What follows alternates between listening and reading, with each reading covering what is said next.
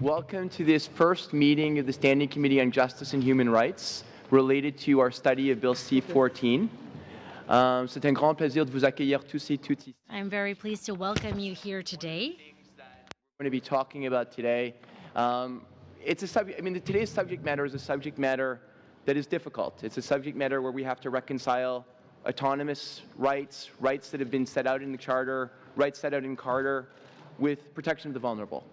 And so the most important thing for me is that we do this all with great respect. I know that our committee is capable of that, and I'm so pleased today to welcome our first witnesses.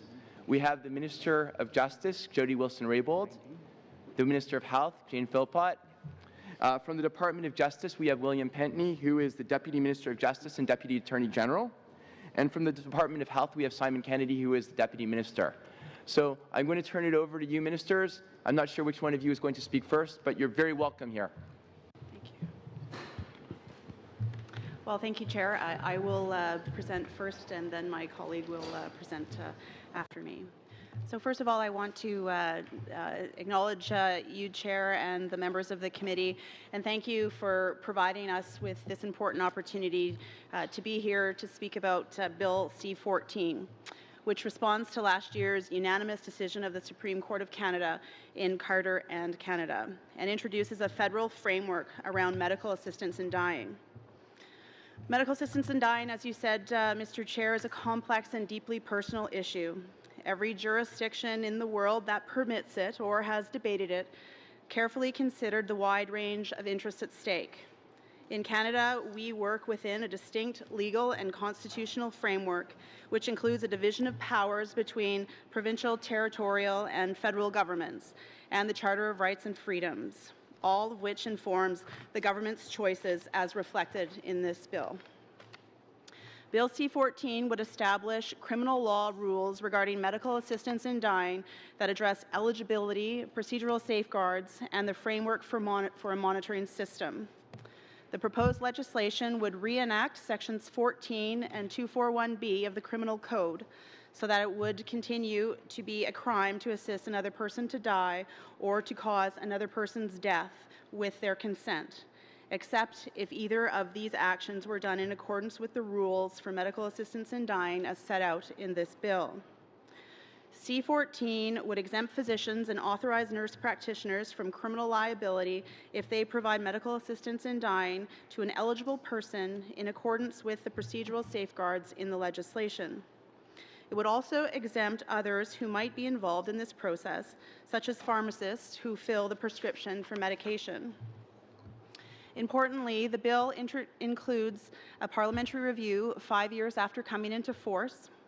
The government is also committed to further studying the complex issues of medical assistance in dying in the context of advanced requests, mature minors, and where mental illness is the sole underlying medical condition, none of which were before the court in Carter. The government chose this approach after thoroughly considering the full range of potential options for a medical assistance in dying regime. As noted in our legislative background paper, which I tabled at second reading, this included analyzing and comparing regimes from other jurisdictions, including Quebec's legislation, certain American states, several European countries, the country of Colombia, and others. The government also relied on consultations conducted in this country, including the work of the Special Joint Committee, the External Panel, and the Provincial Territorial Expert Advisory Group, and Quebec's multi-year study that informed the development of its own legislation in that province. We also engaged and consulted with a wide array of stakeholders. With the benefit of all this evidence and knowledge, which exceeds even the detailed record that was before the Supreme Court of Canada in the Carter case, the government has thoughtfully addressed this issue. Bill C-14 would allow for greater flexibility than the laws that exist in the United States that are limited to terminally ill patients. At the same time, it does not go as far as some of the more permissive regimes in European countries. As the court noted in Carter, complex regulatory regimes such as this are better created by Parliament than by the courts. Bill C-14 is fair, practical, and presents a balanced approach.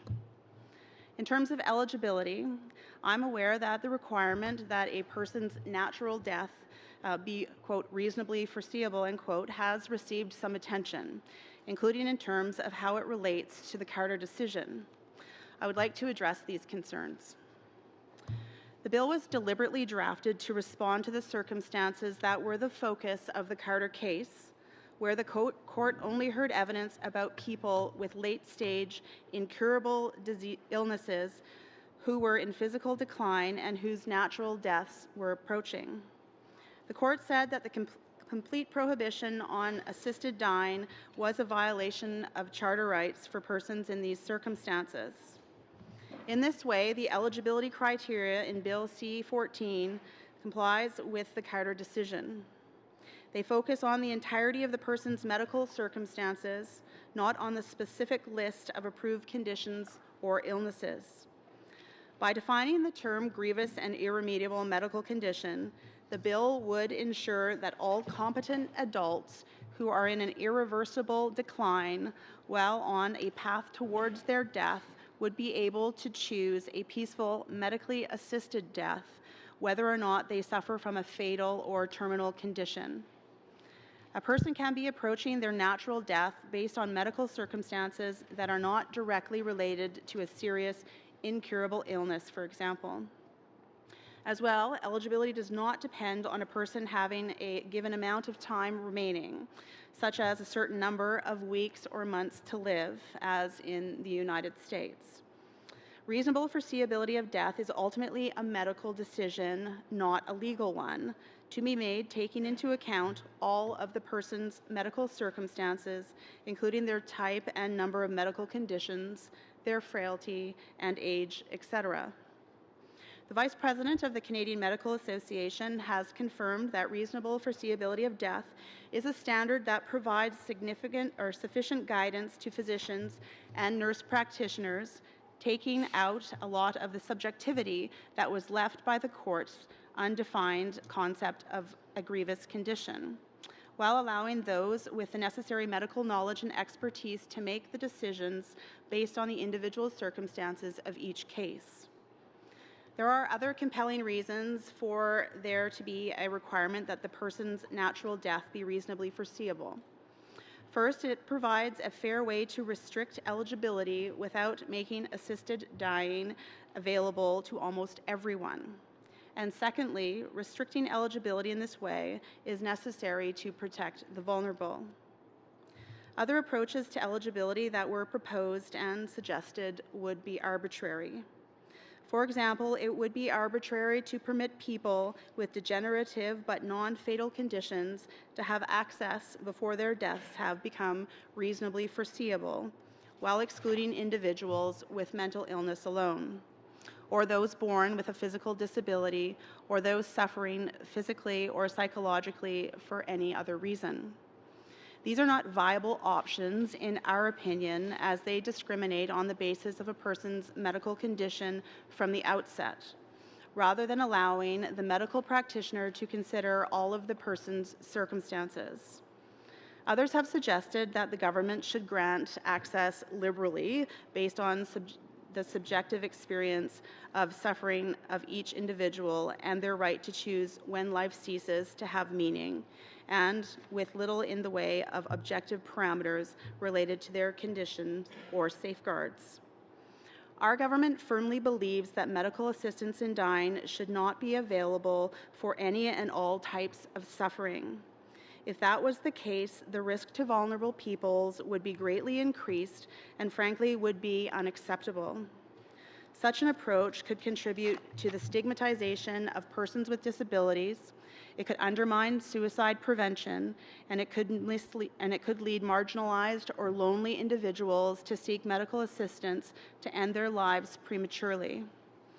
As the court noted in Carter, Parliament must balance and weigh the perspective of those who might be at risk in a permissive regime when crafting legislation. Our government respects the Supreme Court of Canada and believes that in legislating in this incredibly complex and personal area, we must be concerned with protecting the dignity of these Canadians' lives. This is why the criteria in the bill address the full range of medical circumstances that together can make a person's death reasonably foreseeable. In doing so, the law sends a clear message about the intended purpose of medical assistance in dying: to give competent adults who are in a path towards their natural death the choice of a peaceful passing.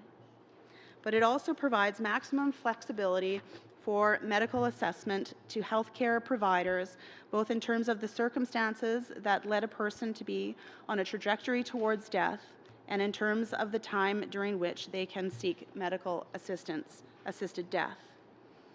I want to emphasize the importance of having a legislative response in place before June the 6th, 2016, when the court's declaration of invalidity expires. Without a new law, on June 6th, the parameters of the Carter decision would come into effect. The scope of the decision is uncertain in several respects, and as a result, there would be uncertainty as to how it would be applied in practice. Assuming for a moment that the Carter decision read down sections 14 and 241B of the Criminal Code, so that, except for medical assistance in dying, these criminal laws would be in force, sufficient uncertainty would still remain. First, given that in the medical community there is no common understanding of a grievous and irremediable condition, it would become difficult for a patient who would be eligible under Bill C-14 to gain access to medical assistance in dying. Without a clear law in place, some physicians who may otherwise be willing to provide it could refuse to do so because they are not clear on who properly qualifies. As well, failing to define the Carter parameters with federal legislation could lead to wide variation on how eligibility is applied, not only between provinces or regions, but within them. Access in remote and rural areas would be negatively affected, not only because physicians may be unwilling to provide medical assistance in dying in such an uncertain legal environment, but also because, under the Carter decision, nurse practitioners are not able to provide assistance. I'm almost done. Second, the current interim court approval process will end June the 6th. Therefore, outside of Quebec, there would be no legally binding framework to govern medical assistance in dying in Canada. In other words, there would be no mandatory procedural safeguards to prevent abuses and protect vulnerable persons. Guidelines published by medical regulators are not binding, nor are they uniform, which further risks creating a patchwork across Canada. This could pose very serious public safety risks. For instance, a patient could both request and receive medical assistance in dying on the same day. Without going through an exhaustive list of risks, needless to say, it would be irresponsible to let June 6 come and go without a federal law in place. As the court made clear in paragraph 117 of Carter, the risks associated with a physician-assisted death can be limited through a carefully designed and monitored system of safeguards. Bill C-14 provides a responsible and balanced framework that limits those risks and puts in place those safeguards. I certainly welcome the opportunity to discuss this bill and contribute to your study of this proposed legislation. The approach in Bill C-14 responds to the Carter decision with what I believe is sensitivity in all of the issues that were before the court in this case, and creates a responsible and fair legal framework to permit medical assistance in dying in Canada for the first time in our country's history. I now, with your permission, Mr. Chair, would like to turn it over to Minister Philpott. Thank you very much, Minister Wilson-Raybould. Et Madame la Ministre de la Santé, la parole est à vous. Now, Madam Health Minister, you have the floor. Thank you, Mr. Chair. I will make a few comments in French, so if you need an earpiece, please put it in. Thank you for the opportunity to appear before you this afternoon. I'm very pleased to be here with my colleague to discuss this important subject of medical assistance in dying.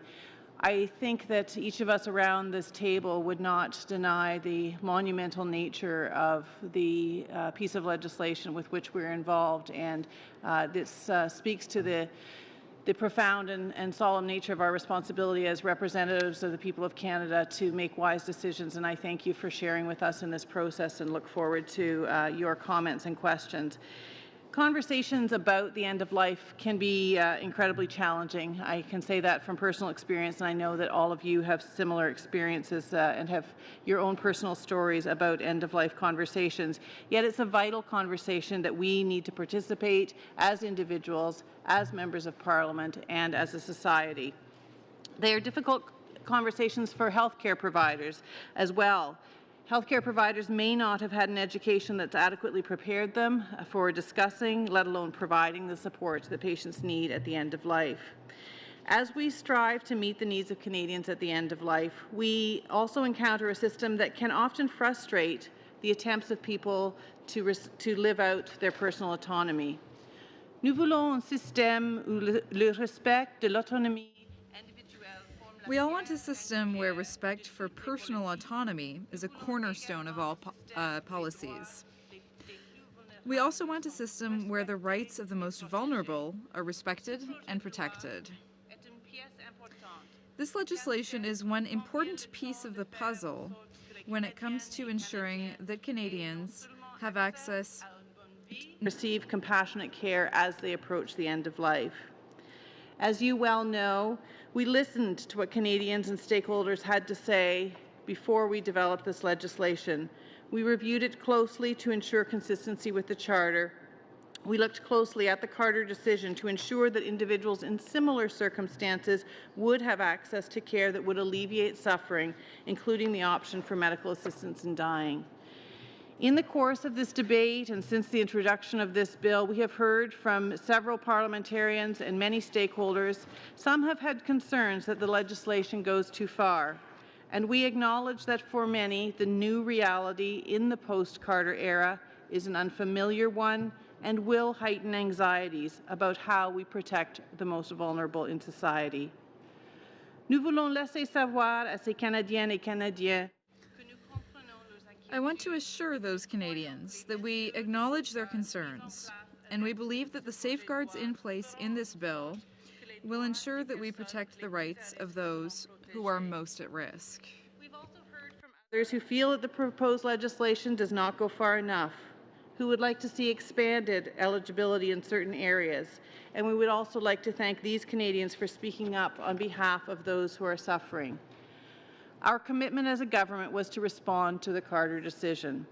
This necessitates changes to the criminal code that will protect healthcare professionals as they support patients in their decision-making. At the same time, we are committed to taking time to address additional questions that are more complex and where more time and study is needed. À titre d'exemple, le projet de loi établit un âge. For instance, the proposed legislation sets the minimum eligible age for decision-making at 18, the age of majority in most provinces and territories. We believe this is appropriate, given the unique and irreversible nature of this decision.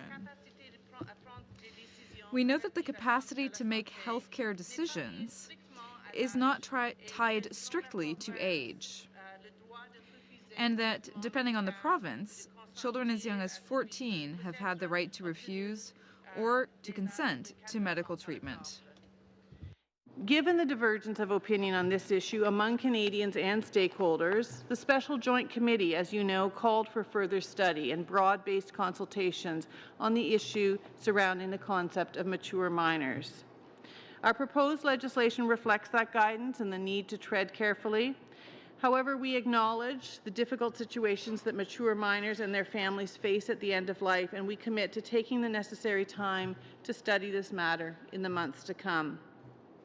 We faced similar challenges in considering the issue of advance directives. The Supreme Court did not deal with this issue in Carter, and the views of Canadians and stakeholders, as you know, are divided.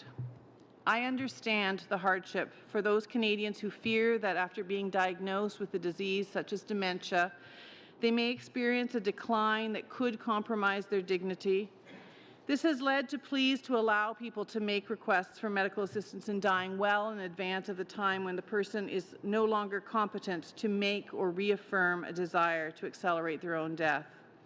I had the opportunity to meet with a group called Dying with Dignity recently to understand their perspective and the thoughtfulness with which they presented their case. Après 30 ans à pratiquer la médecine, je suis bien au fait des inquiétudes.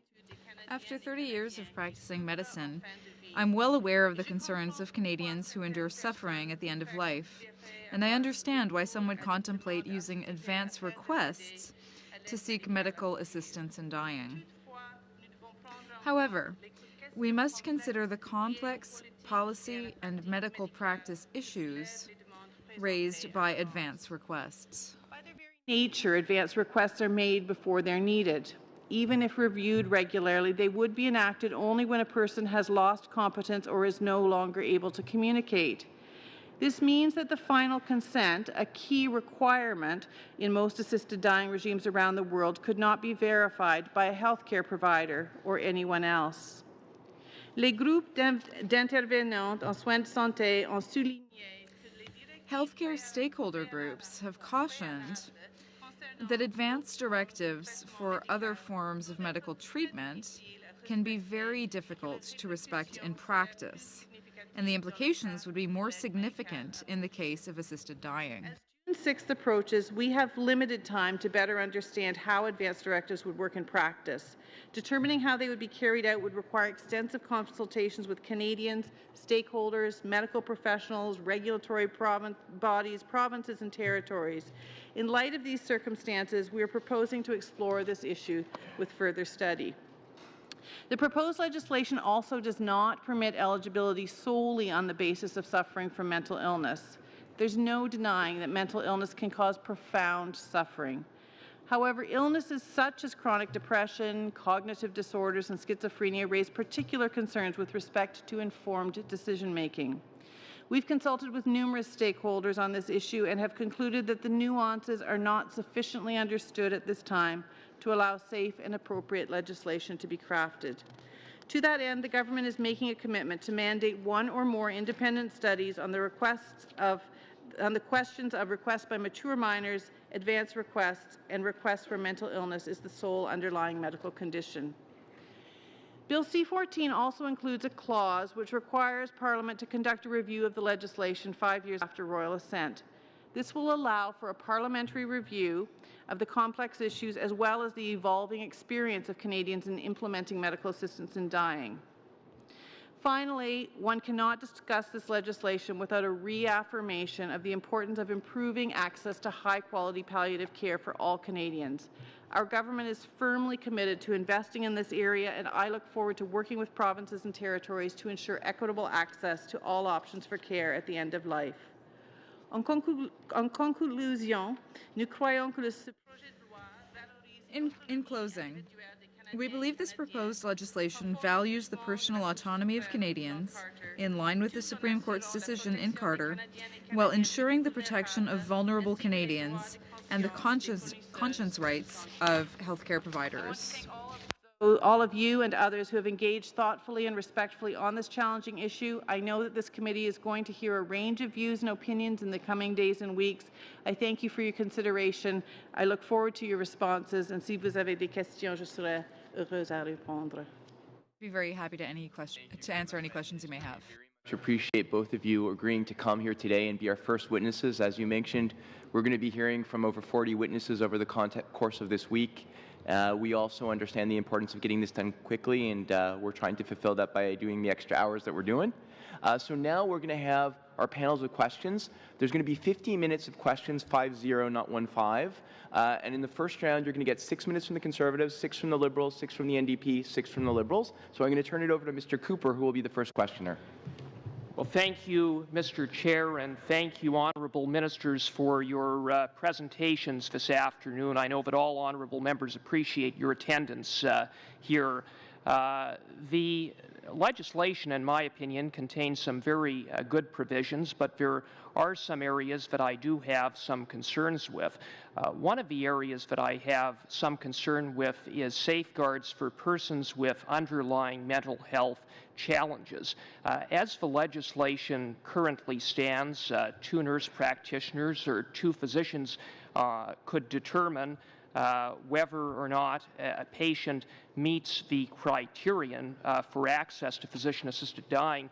One of the issues that was we heard at the Special Joint Committee was that physicians may be able to diagnose underlying mental health challenges, but to take the next step of determining capacity to consent for persons with underlying mental health challenges, there was some evidence that perhaps someone more specialized, such as a psychiatrist, might be involved. So I was wondering why a safeguard along those lines was not included in the legislation, and what your comments are. Thank you for that question. It's an important one. You know, I think the legislation makes it clear that it needs to be an adult who is capable of giving consent and informed consent at that. You are right that in some cases, in the case of mental illness, that the illness may be such that it actually compromises a person's capacity. This decision, of course, will rely on the good judgment of professionals who are in the business of establishing capacity. As you have indicated, there are a number of specialists who sometimes need to be called in and consulted on a case-by-case basis if the clarity of a person's capacity is not there. And certainly one would assume that the medical professional in this case would determine that the person is capable, and if there were any doubt in question, this would not stop them. There would be nothing in the legislation that would prevent someone from determining by an extra step to confirm a person's capacity. Just maybe thank you for the question, and to build on the minister's comments, as she indicated in her remarks, if we're speaking about a person with mental illness alone, this is the subject of what we're proposing in the legislation to be for further study and taking into account those considerations. Well, now, I mean, the legislation doesn't preclude someone with an underlying mental health challenge from access to physician-assisted dying if they have a physical condition, and I think that's absolutely right. But why not include a safeguard along the lines of saying that if a physician identifies that a patient has an underlying mental health condition, that they be referred to a psychiatrist, the psychiatrist undertake an evaluation and provide a report verifying that the person does have capacity to consent. That would seem to be a pretty simple safeguard that would go a long ways to protecting vulnerable persons. Well, I mean, maybe I can just speak to that, and then if Minister Philpott wants to add on. The elements in terms of eligibility, as you've rightly indicated, is that one condition could be a person is suffering from mental illness, but the elements need to be considered in the totality of the symptoms and the suffering of the individual patient. But in terms of consent, there is the requirement for clearly consenting to a medical practitioner in terms of being able to access medical assistance in dying. And if there were questions with respect to the ability of that person to consent, we again would leave it up to the competence of medical practitioners to be able to make that determination. Thank you. I'm going to move on then to another area of concern, which is the need to balance, on the one hand, the charter rights of patients, but also the charter rights of physicians and allied health professionals. That balance, the need for that balance, was expressly recognized by the Supreme Court at paragraph 132 of the Carter decision, and I guess I'm a little bit concerned that the legislation doesn't contain conscience protections. Instead, this has been left to the provinces, to the colleges, to professional regulating bodies, and I was wondering if you might be able to comment on why you've chosen to effectively pass the buck on to the provinces on something as important as protecting what are fundamental freedoms under the Charter, Section 2 Charter rights. Go ahead. Sorry. Well, thank you for the question, and I know that the question of conscience rights of medical practitioners has been one that has been raised in many forums in terms of discussion, certainly was raised at the Special Joint Committee. We have, in terms of the legislation, there is nothing in our legislation that would compel a medical practitioner to perform medical assistance in dying. As you point out, the jurisdiction in terms of regulations falls to the provinces and territories. Having said that, I know that my colleague, Minister Philpott, will continue to work extremely collaboratively, as she has been, with the provinces and territories to assist them in, where possible, ensuring that there is that comprehensive regulatory framework that is, or to put it in place.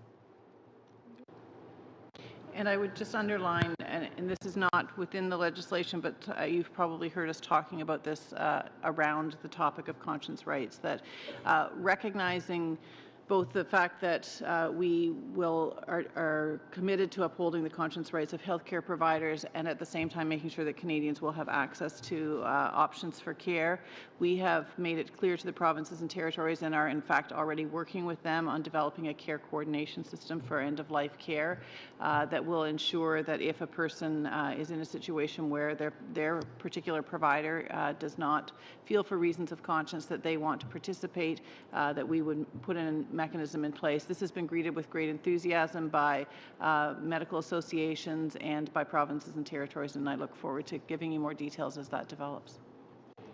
Much. We're going to move to Mr. Hussain. Thank you, Chair, for allowing me to ask questions. I just want to take this opportunity to thank the ministers for coming in and answering our questions. This is to Minister Wilson-Raybould. Under the new proposed Section 241, subsection 5 of the Criminal Code, any person who aids another person to self-administer substance prescribed as part of medical assistance in dying is excluded from liability under this proposed section. In your opinion, does allowing non-medical personnel to assist with medical assistance in dying increase the risk that a vulnerable person may be coerced to end his or her life? Thank you for the question. And in terms of the overall safeguards that are put into the proposed legislation, the compliance with the certainly the eligibility criteria and compliance with the safeguards would be left up to medical practitioners to determine, and there is specific exemptions for pharmacists, for example, or persons that would assist the self-administration of any form of medication to have that exemption. But the requirements and the strict compliance with the safeguards would be determined by a medical practitioner. Thank you. In your opinion, does this bill, Bill C-14, adequately balance the principles of autonomy and the protection of vulnerable individuals? Please explain why or why not, and describe any improvements that could be made to this bill in this respect. Thank you for the question. I believe we're confident that this proposed legislation strikes the right balance and presents the best solution for Canada now in terms of recognizing individual autonomy and the protection of the vulnerable. I mean, the Supreme Court asked us to do two things, or they said two things. One, that an absolute prohibition of medical assistance in dying is unconstitutional. And the second thing that they said was to Parliament to ensure that we put a solution in place to provide for medical assistance in dying, which I have to say, and I think that every member around this table would agree that this is an extremely complex and difficult issue, and assuring that we are adhering to the Supreme Court decision in Carter is something that we were very careful to ensure that we did provide, as well as ensuring that we balance the rights of individuals that could be more vulnerable. We believe that we've put forward the best solution for this country right now. It is really a paradigm shift in terms of talking about death, and it's a necessary conversation that isn't going to stop with the proposed or the potential passage of this legislation, but will continue. Thank you.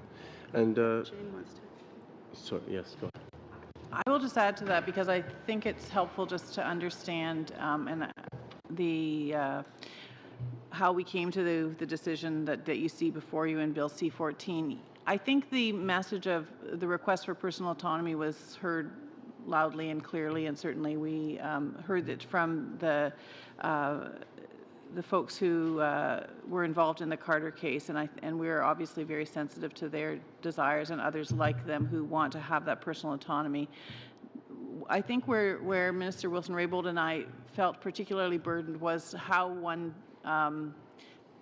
makes sure that we provide provisions for that personal autonomy, but feeling very much the weight of the life and death decisions that were also on our shoulders in terms of the protection of not simply individuals, but looking at society as a whole. And I think that you'll see that reflected in the legislation, that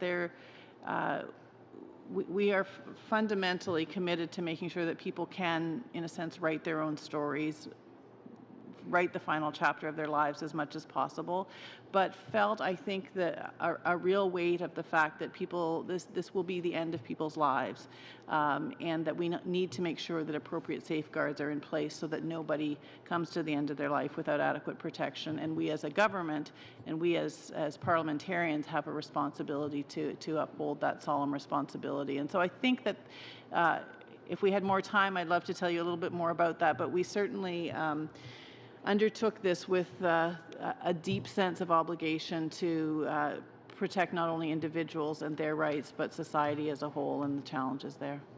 Thank you. Do I have 40 seconds left. Okay. Do you want to have a very short question? Sure, very quickly. Under the framework established by Bill C-14, a provincial healthcare facility could choose not to provide medical assistance in dying. I'd just like to know what your views are on that, how you feel about that.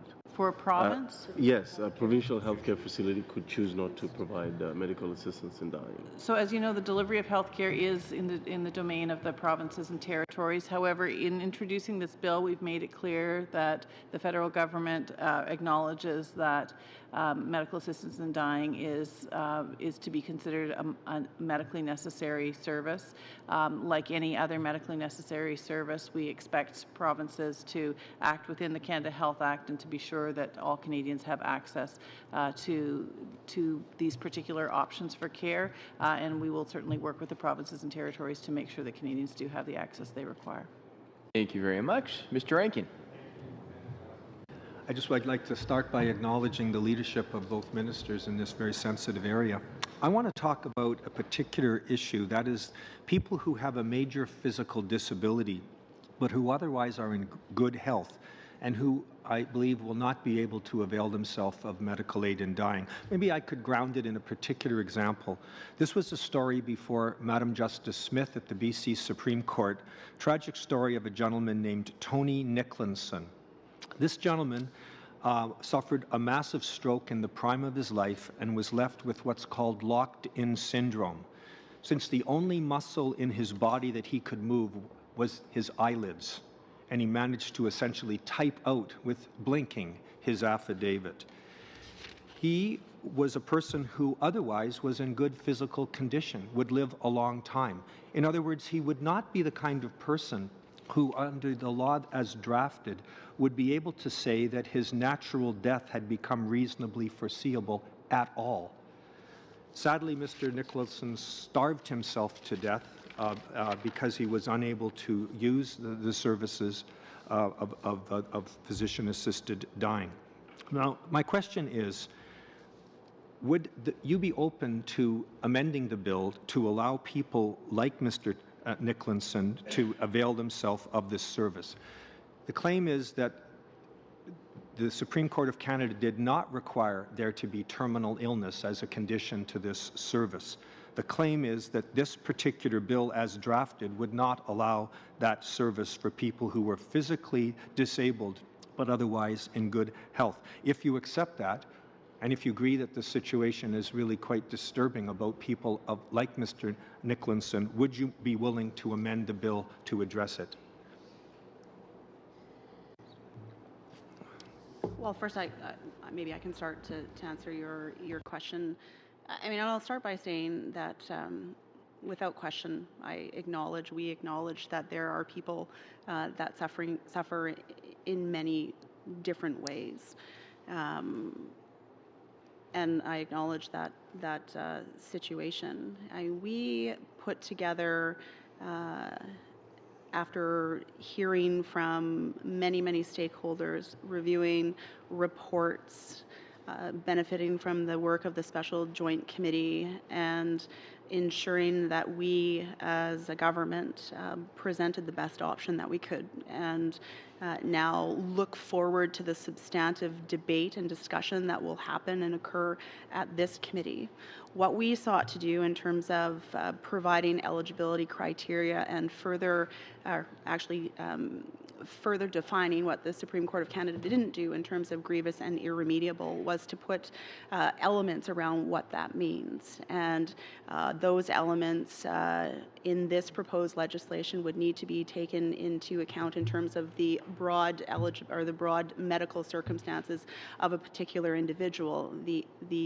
The aim or the object of our legislation is to draw a balance between personal autonomy and the protection of the vulnerable. That's why we put these criteria in place. But do you accept that the addition of a phrase, reasonably foreseeable natural death, which is found nowhere in Carter, really goes at cross purposes to what the Supreme Court would have permitted people like Mr. Nicholson to do? Do you accept that this is inconsistent with the Supreme Court's decision, which did not require terminality, or do you see this as, in fact, what the Supreme Court intended? In terms of the proposed legislation, we're responding to the decision of the Supreme Court of Canada in Carter, and I want to acknowledge Gloria Taylor and Kay Carter for their efforts to bring this discussion before us. Both of those women were at the end of their lives or suffering grievous and irremediable medical conditions.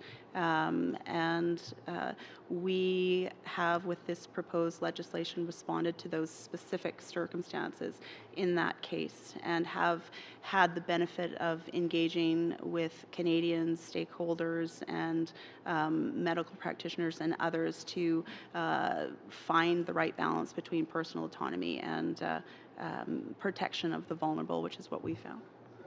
Question on another topic, because time is so limited. Today's Globe and Mail has an article by UBC medicine professor Dr. Jesse Pewerchuk, who talks about the issue that I also wanted to raise about advance requests, or so-called advance directives, which, as you know, was something recommended by the Senate House Committee. Professor Pewerchuk writes as follows, quote, Bill C-14's biggest flaw is that it forces the hands of those who have a progressive disease that relentlessly and predictably results in lost mental capacity to consent. Alzheimer's patients can expect with virtual certainty to lose the capacity to make medical decisions over time. He claims that the wording of the proposed law introduces doubt as to whether an Alzheimer's patient who is yet to lose capacity, yet is certain to, would even be eligible, since death can take years. Foreseeable death, that expression, an advanced state of decline in capability, the phrases in the definition in the bill, are loaded, ambiguous clauses that seem to eliminate the charter rights of dementia patients to be eligible. Would you consider advance directives to address that problem? So I'll respond to that. As you know, we've identified the matter of advance directives as being one of the most contentious issues related to this legislation. We've also acknowledged the fact that there isn't a broad international consensus on the basis of countries where advance directives have been put in place, that there are still some challenges around that. We have wanted to make a decision that was based on solid evidence that adequate protection could be put in place. As I indicated in my comments, recognize people's concerns around this and why it is desirable. Even in the matter of advanced directives other than those associated with medical assistance in dying, we hear from medical practitioners and families the real challenges around implementing directives in the case of someone who has reached the point that they no longer have capacity to reaffirm their desires at that particular point in time. So I'll simply acknowledge that it is challenging. I think on the matter of things like dementia, for instance, one of the real challenges, and you've heard me speak to this repeatedly, is that people fear for the loss of dignity that happens.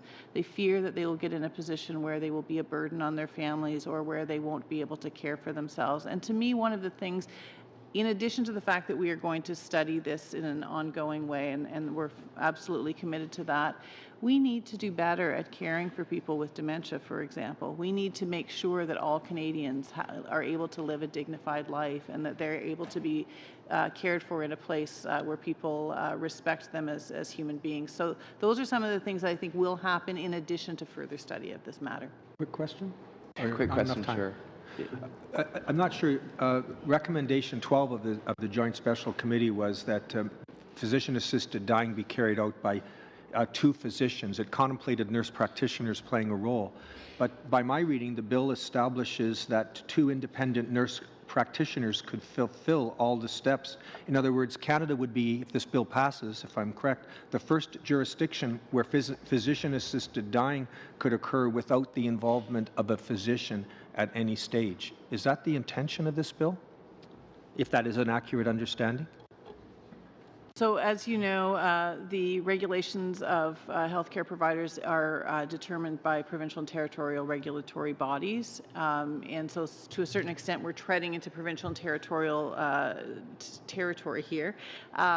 One of the reasons that we made it clear in the legislation that nurse practitioners could, if deemed by their provinces that that was appropriately a part of their scope of practice, could be the providers who would institute this, was because of the concern about access. That there are many places in this country where it's impossible to find a physician.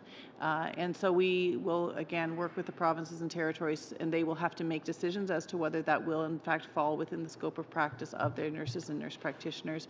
But it is foreseeable. And there are many, many similar kinds of acts that have been delegated safely to nurse practitioners, and it's certainly something that physicians recognize that a nurse practitioner who's appropriately trained, that this can fall within their scope. Thank you very much. I just have a quick cleanup question on one of Mr. Rankin's questions. Minister Wilson-Raybould, Mr. Rankin asked if you felt that the requirement for death to be reasonably foreseeable was consistent with Carter. I think on previous statements that you've made in your speech in the House last week that you do feel that it's consistent. Can you just clarify that? Sure, and I'm happy to have further discussions with respect to reasonable foreseeability. We were seeking to further define grievous and irremediable, and when speaking about reasonable foreseeability, it must be read in light of the other elements that are contained within the definition. So a patient must be on a trajectory towards death, and we purposefully drafted the proposed legislation this way to provide a degree of flexibility in the legislation that would enable medical practitioners, doctors or nurse practitioners to be able to determine, based on the closeness of their relationship on a case-by-case basis with their patients, based on their medical expertise, their ethics, their closeness in terms of the individual patient's circumstances, to be able to make that determination in terms of reasonably foreseeable. And we specifically did not put a time frame around reasonable foreseeability like they have in other jurisdictions, as I mentioned, but left it to medical professionals to determine based on the individual circumstances, as I said. Thank you very much. Mr. Biddle? Thank you. Minister Wilson-Raybould, I wanted to commend you and your department for releasing the legislative background behind Bill C-14. I appreciate the commitment to openness and transparency, and I think we can all agree it's contributed to a significant debate across Canada and will contribute to a intense discussion around this table. Could you highlight to the committee the importance of this review and address any of the possible concerns raised in it? In terms of the explanatory paper that was put out? Well, as my colleague, Minister Philpott, indicated, this was a substantive dialogue that she and I had, that we engaged with stakeholders, took into account all of the reports that are out there, reviewed practices in other jurisdictions. I felt, as Minister of Justice, that it is important in terms of being open and transparent, as you say, to put out all of the considerations that we undertook and considered to put together the proposed legislation, including looking at the charter considerations, because we feel and trust that Canadians can engage in these fundamental discussions around an issue that is so complex and personal that it is incredibly important to be able to put out as much information as we can to enable that discussion, to enable an understanding of the depth of the information that was considered with respect to how we came up with the proposed legislation that we did, and the balance that we've sought to draw in terms of our responsibilities as parliamentarians in responding to the Supreme Court decision as well. Thank you.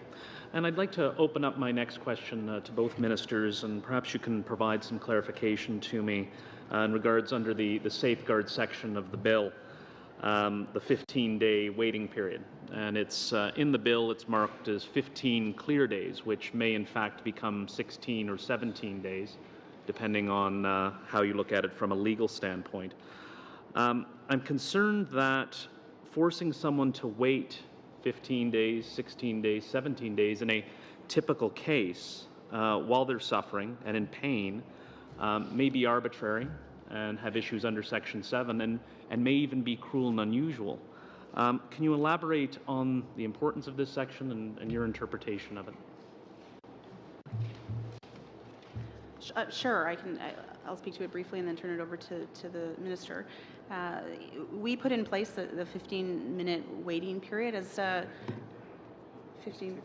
Did I say, sorry, the 15-day waiting period as essentially a period of reflection. So a patient that wants to access medical assistance in dying will be able to do so, but that there would be that period of time where they can reflect on their decision.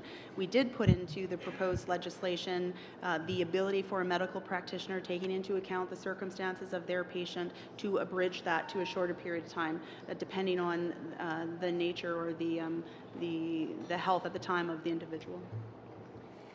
I think the only other thing I would add to that is that it's my understanding that there is no other legislation in the world that on the matter of assistance in dying that does not have a mandatory waiting period, and I believe 15 days is roughly the standard. But as Minister Wilson-Raybould has said, that it makes it very clear in here that if the medical practitioners feel that for some reason the person is about to lose capacity or death is imminent, that it can be abbreviated.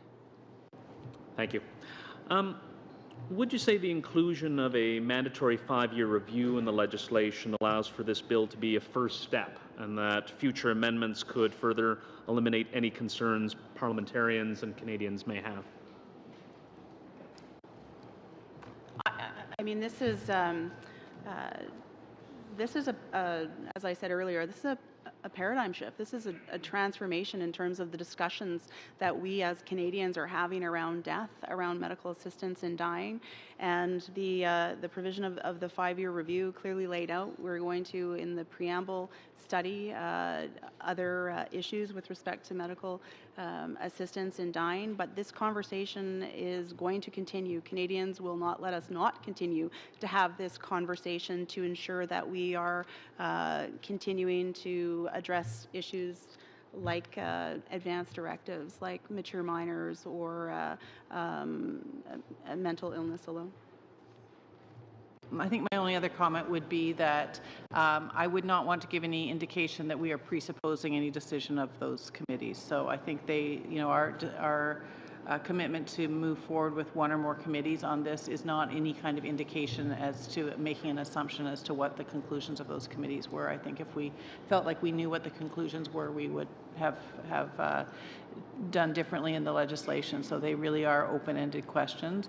The other thing I would just say is that one thing I look forward to, and I suspect you do as well, is that we have made a commitment to a pan-Canadian data and surveillance monitoring plan, which I will work with my department on right from the very beginning of this. And I think there will be some extremely interesting information in that. I'd be happy to hear your suggestions as the kinds of things that should be in that, but I want it to be a robust process to include enough information that we'll know, for instance, how many 17-year-olds made requests that we weren't able to meet, for example, or how many people would have liked to see a different variation on what the process was like. So I think that will be extremely valuable in the review process. Merci. Maintenant, on va passer à la deuxième ronde des questions. Thank you. Now we'll move on to the second round of questions, which will start with Mr. Fraser. Thank you very much, Mr. Chair. Thank you, Minister Wilson-Raybould and Minister Philpott, for your very clear presentations today. Thank you very much for your thoughtful comments and work on this very difficult issue. And I know that us as parliamentarians have heard from many Canadians on all sides of this difficult issue, and we want to do our very best to make sure that we've got a law that Canadians have confidence in, and that will see us move forward on this important decision from the Supreme Court of Canada. So thank you for your thoughtfulness and your assistance in that regard. I'd like to begin by asking a question regarding Section 7 of the Charter of Rights, which that argument is basically that, and we heard it in Carter, that some would be forced to choose between ending life prematurely by committing suicide or continuing to suffer until natural death once they lose capacity to do it themselves or capacity to consent to actually receiving medical assistance in dying. I'm wondering, I'd like to hear your thought on whether or not this Section 7 problem still exists with the lack of advance directives in the current bill.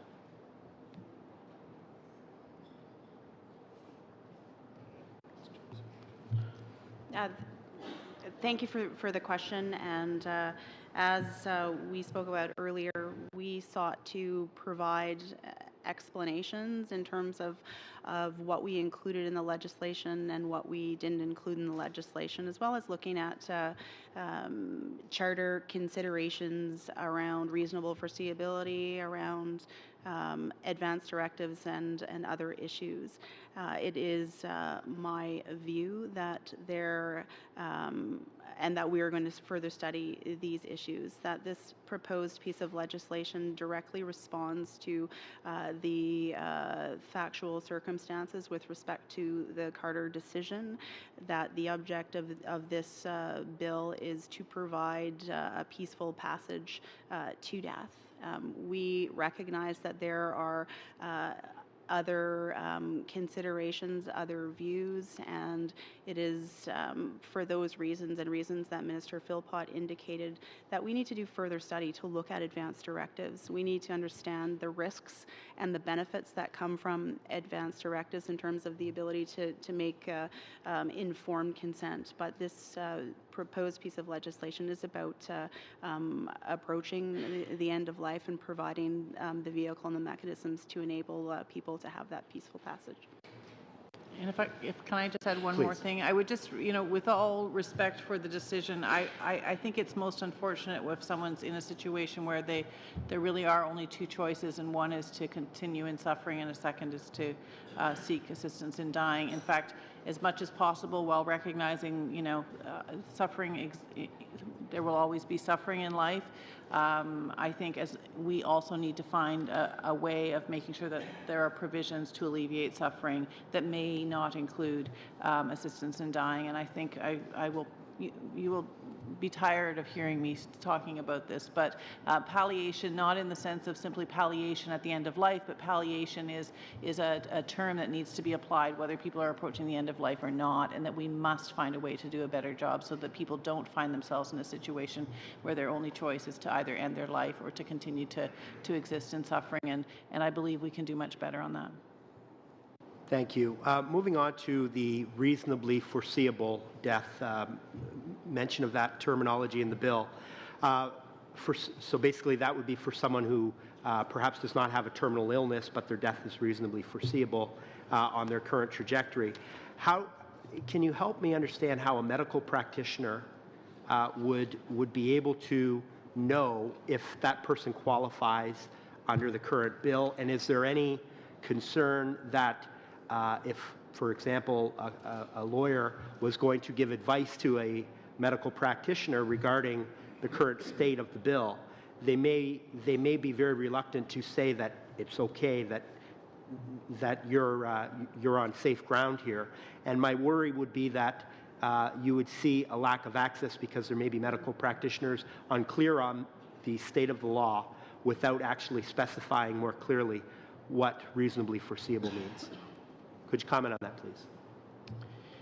So I'll comment on that, and I know that you will have other witnesses who will be able to ask about this as well. Certainly, I can speak for the medical practitioners that I've talked to, including medical associations who represent large bodies of physicians, for instance, who have actually responded very positively to the concept of reasonable foreseeability, have felt that it's actually a good choice of terms. It's something that practitioners are, for the most part, comfortable with. We really had, three choices. We could have said nothing about the proximity of death. We could have specified a specific amount of time, 6 months or 12 months. But in fact, the concept of reasonable foreseeability is a concept that respects the professional judgment of a healthcare provider.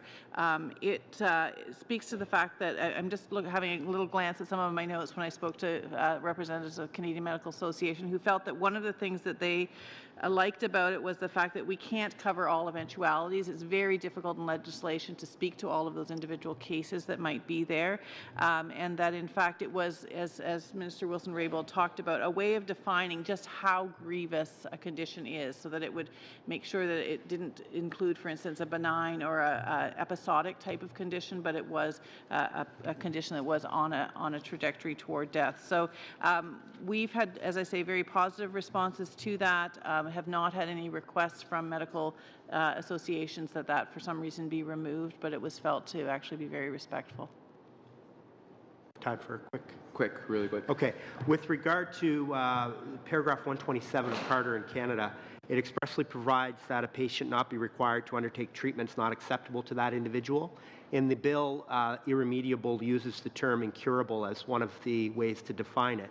But it doesn't go on there then to say that the patient not be required to undertake treatment not acceptable to the individual. I'm wondering why that's not in the bill and if there was thought given to that. There was thought given to that, and incurable has the same connotations as irremediable. In that same section, in subsection C, it does refer to the enduring physical and psychological suffering that is intolerable to them and cannot be relieved under conditions that they consider acceptable. I think that speaks to the point that you've raised. So it's contained therein. Thank you, Mr. Chairman, and I want to thank Minister Raybould and Minister Philpott for coming to committee and for the work you've done on this file to date.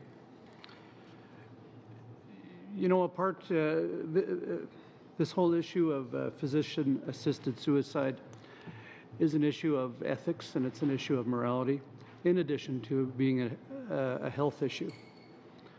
And I think when we take ethics and morality out of it, it becomes much easier to deal with. But the fact is we can't. We cannot take ethics and morality out of the issue. And we've seen a decline in our country over some of our moral values. We've seen an obliteration of the value of life from conception to birth. And now we're seeing a diminishing value of life in sickness and at the end of life, during sickness and for the elderly. I think we're on a slippery slope, and I think we need to recognize that. And I think parts of your bill are an attempt to do that, although I think the bill could be strengthened. One of the things that caught me right away is, and I know it's a term that was used by the Supreme Court in the decision that they made, the term grievous, but would it not be, was it a consideration at all to use the term terminal in substitution for grievous? And either minister can respond. Or Minister Raybould. Thank you for the questions, and certainly the reflections about this being an ethical and a moral issue, and recognize that everyone that we've spoken to has their own perspectives and their own beliefs and values. Certainly, we sought to respond, as you know, to the Supreme Court of Canada's decision, and it wasn't a question of if, it was a question of how we were going to put in place medical assistance in dying in this country. The eligibility criteria was thought about at great deal to recognize that there are different circumstances for individuals that want to seek medical assistance in dying. And what we sought to do, and the objective of the bill, is to ensure that we provide that peaceful passage to death, and that's what we responding to Carter on that, and that's what the provisions in the legislation speak to.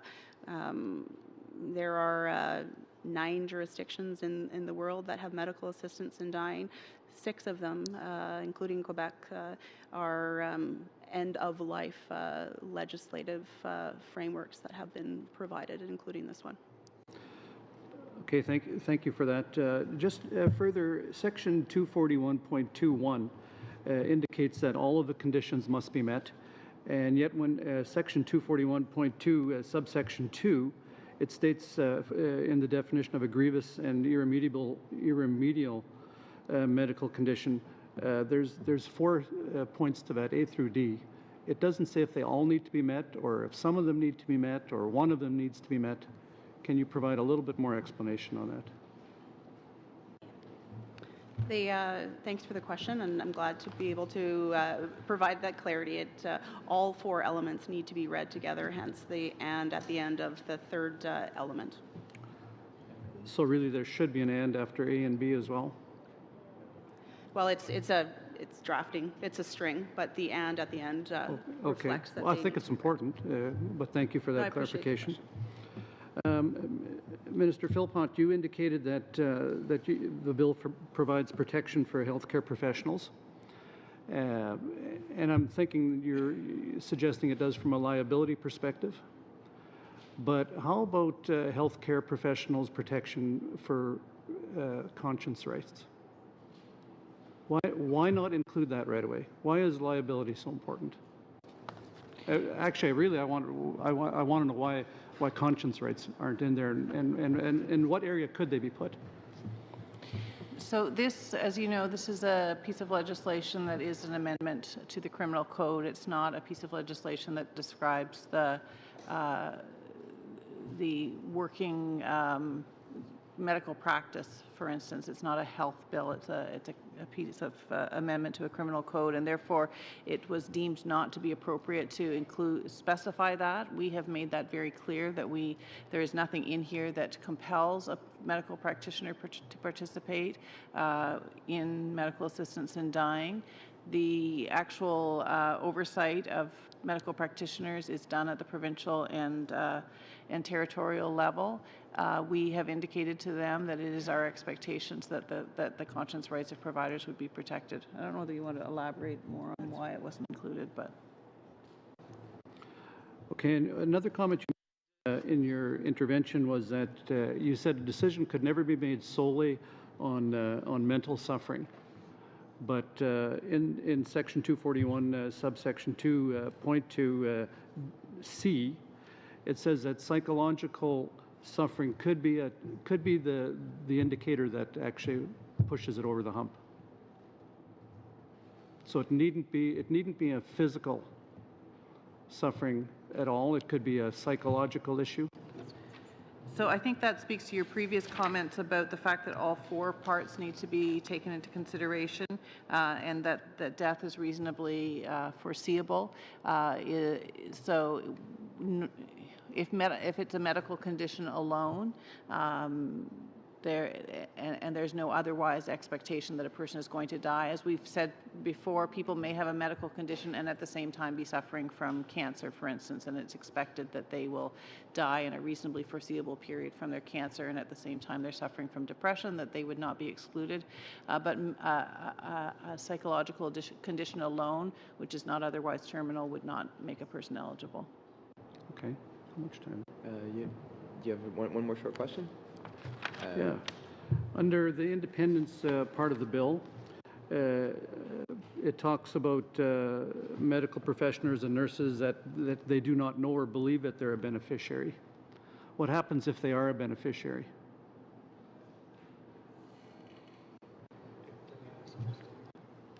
Well, I mean, if it depends on the circumstances. There are penalties for not being or complying with the safeguards, but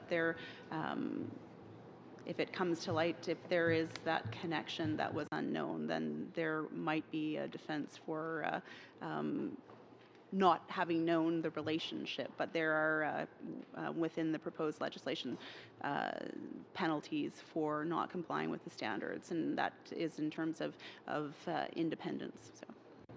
Except that the person's dead. Sorry, what was Except that the person is dead. Right? But I thought you were referencing the person that was not independent in terms of providing witnessing, for example. Correct. Okay, thank you very much. So now we're going to Ms. Khalid.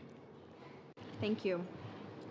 Thank you very much, ministers, for coming in and giving us this presentation. It's very much appreciated. A couple of questions. Now, it's my understanding that it was the Department of Justice that fought, that was on the opposite side against Kay Carter and the Supreme Court. And it's also my understanding that it is the same Department of Justice that has helped with the drafting of the bill. Have we sought outside counsel to ensure charter compliance of this bill?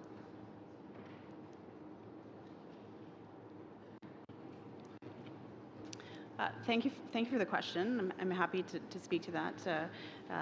In terms of the legislation, what has been put forward was the result, as we talked about, substantive discussions with stakeholders, reports, special committees, and this was a decision of our government that we put forward.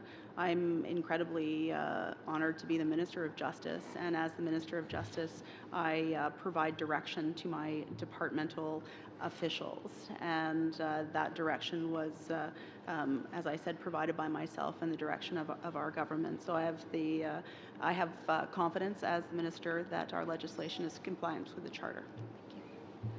Thank you. There is another area that a number of people have raised concerns about, and that is with the physician-assisted or medical assistance in dying part that is self-administered by the patient. Is it, Minister of Health, Ms. Philpott, if you could please walk us through how that would work and what safeguards are proposed in this legislation that would prevent abuse with specifically the self-administration of death? So you'll see that there are a number of safeguards that need to be met, whether or not a medical practitioner actually provides the medication or whether it's self-ingested, for example, and all of those safeguards need to be met along the way. You'll see on Section H, I believe it is, 241 2.3 Section H, that talks about the fact that there needs to be a final opportunity before any prescription, for instance, is given to a person, that they reaffirm again that that is what the person wants to do as that medication is handed over. And that would be the time of the final opportunity for the patient to say yes or no. This is essentially providing an opportunity for people who may, for instance, want to die at home, may want to die in the privacy of their own bedroom surrounded by their family, and don't want a medical practitioner to be there.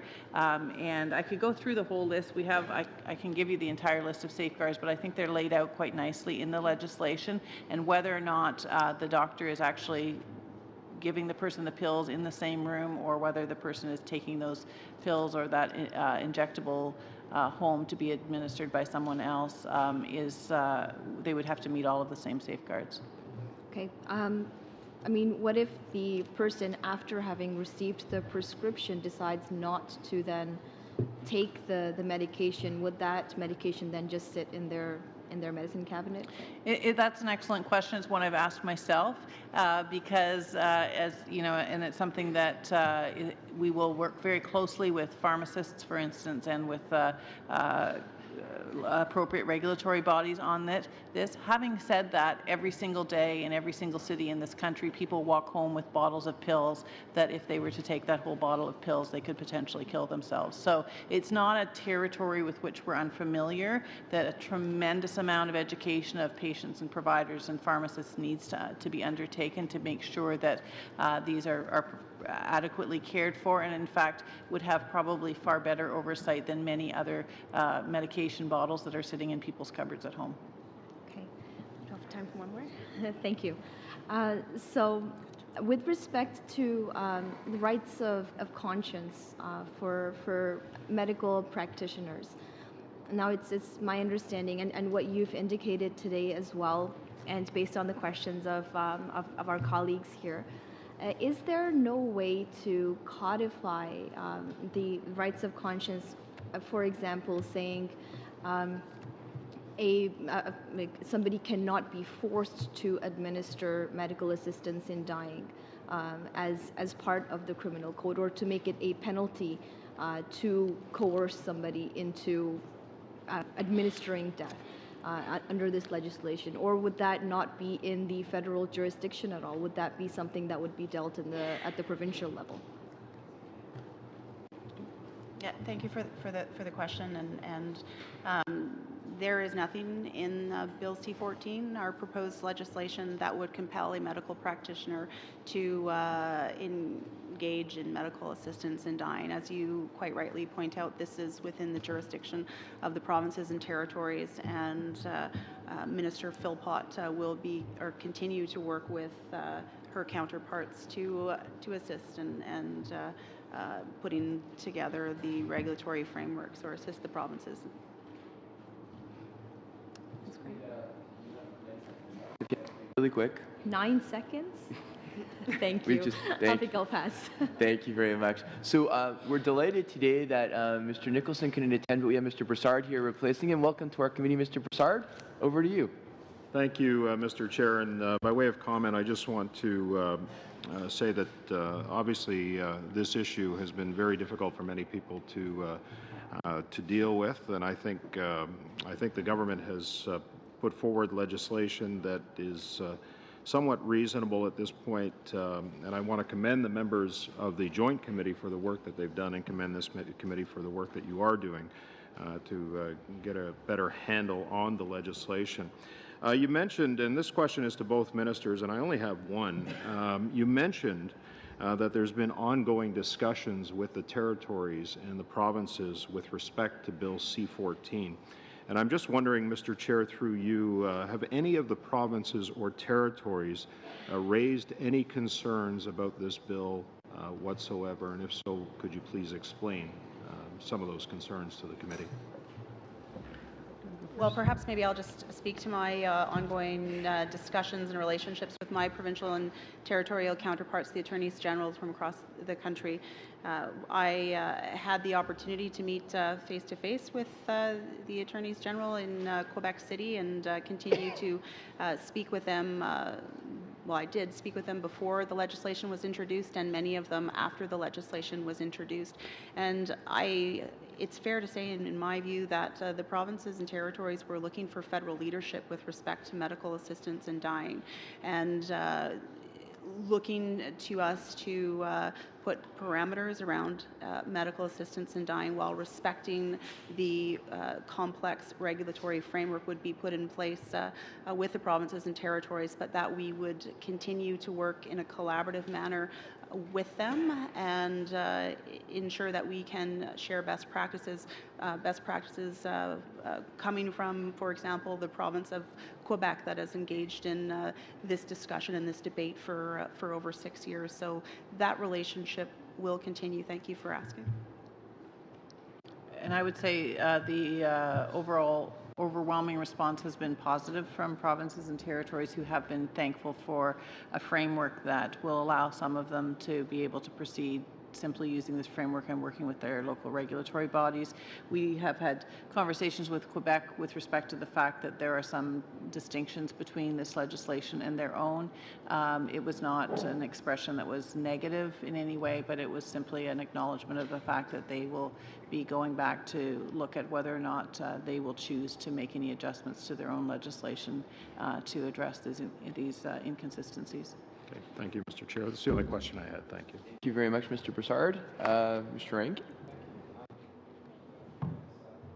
Go to your last safeguard that's listed, and that is that a patient reconfirm his or her expressed consent immediately before medical assistance in dying is provided. Two situations I want to ask you about, maybe three.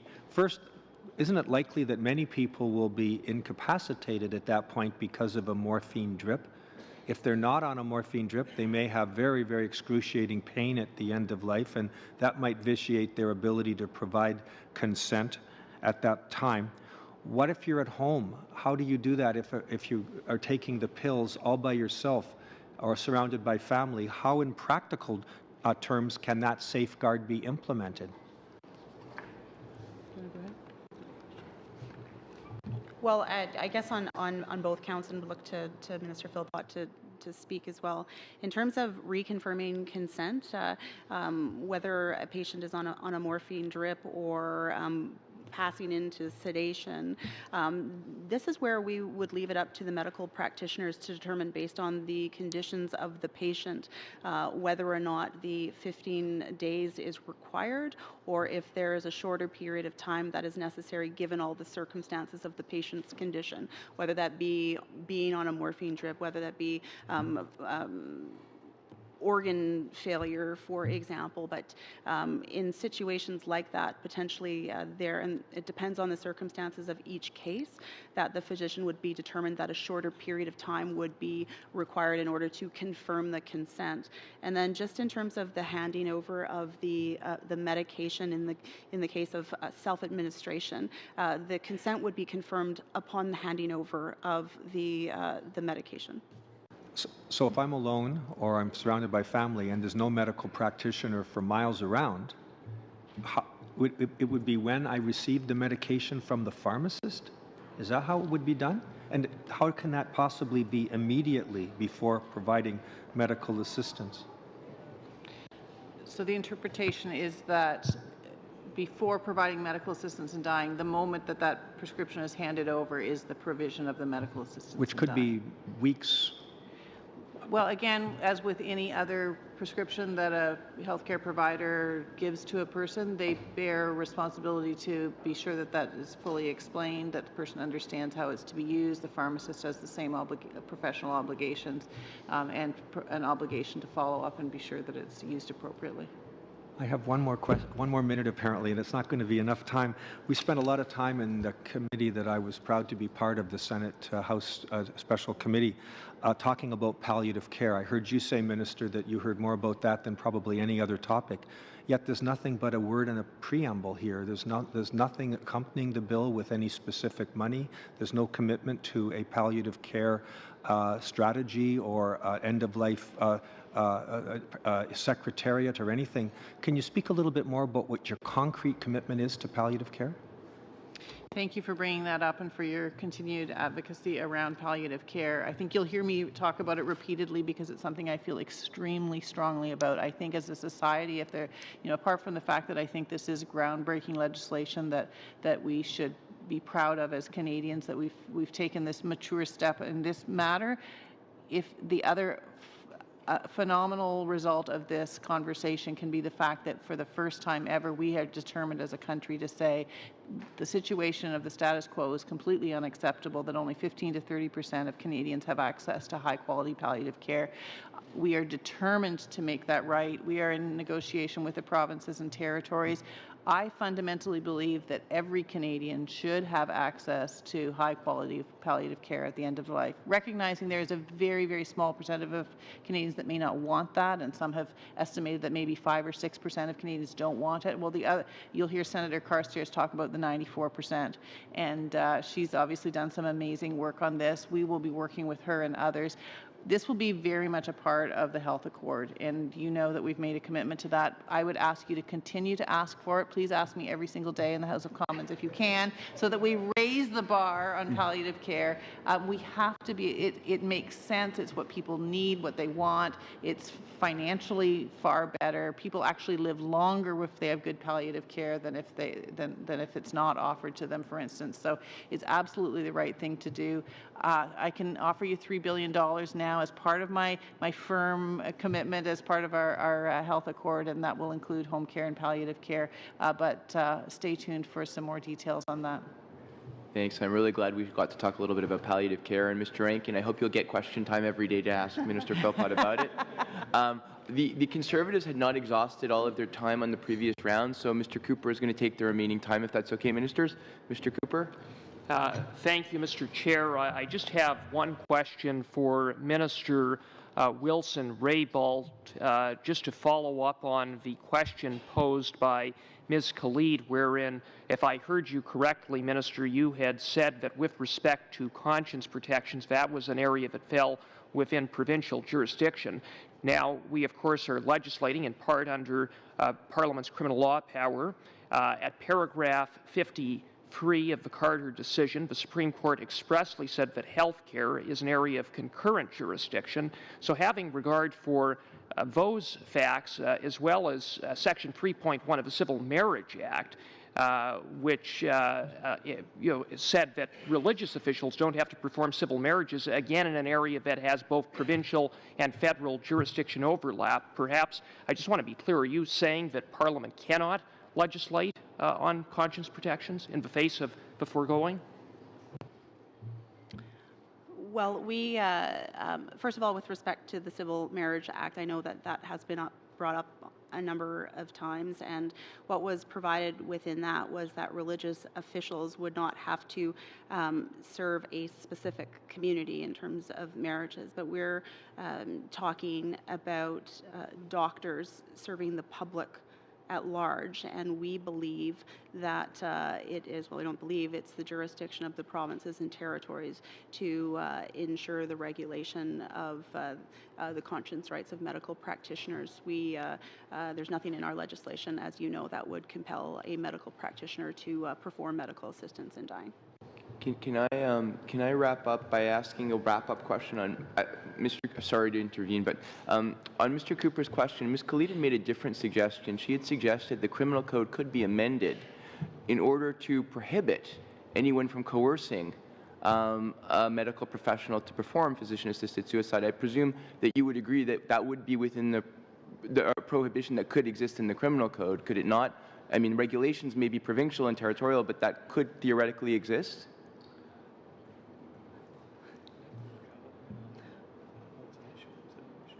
Well, I mean, renovation of the criminal code is something that we are undertaking in a comprehensive way. I'm not sure that the question is raising a particular issue that we could address that couldn't be already addressed in terms of the discussions that we're having with the provinces and territories, but certainly we, at the questions that have been raised here, will take a look.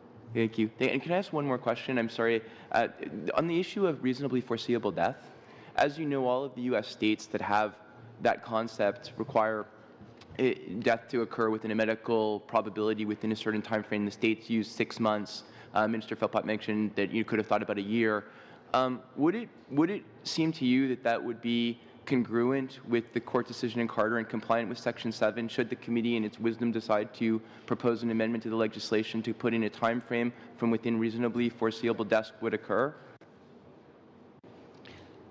I would encourage you to ask that question as healthcare providers come across your committee. My sense as to what I've been hearing from people is that they prefer the language of reasonably foreseeable death, that it actually speaks to professional judgment better than saying, is this person going to die within 6 months? That's actually a harder question for people to be able to ask, to put a time frame around it. I would encourage you to continue to ask that, and if you hear differently, please let me know.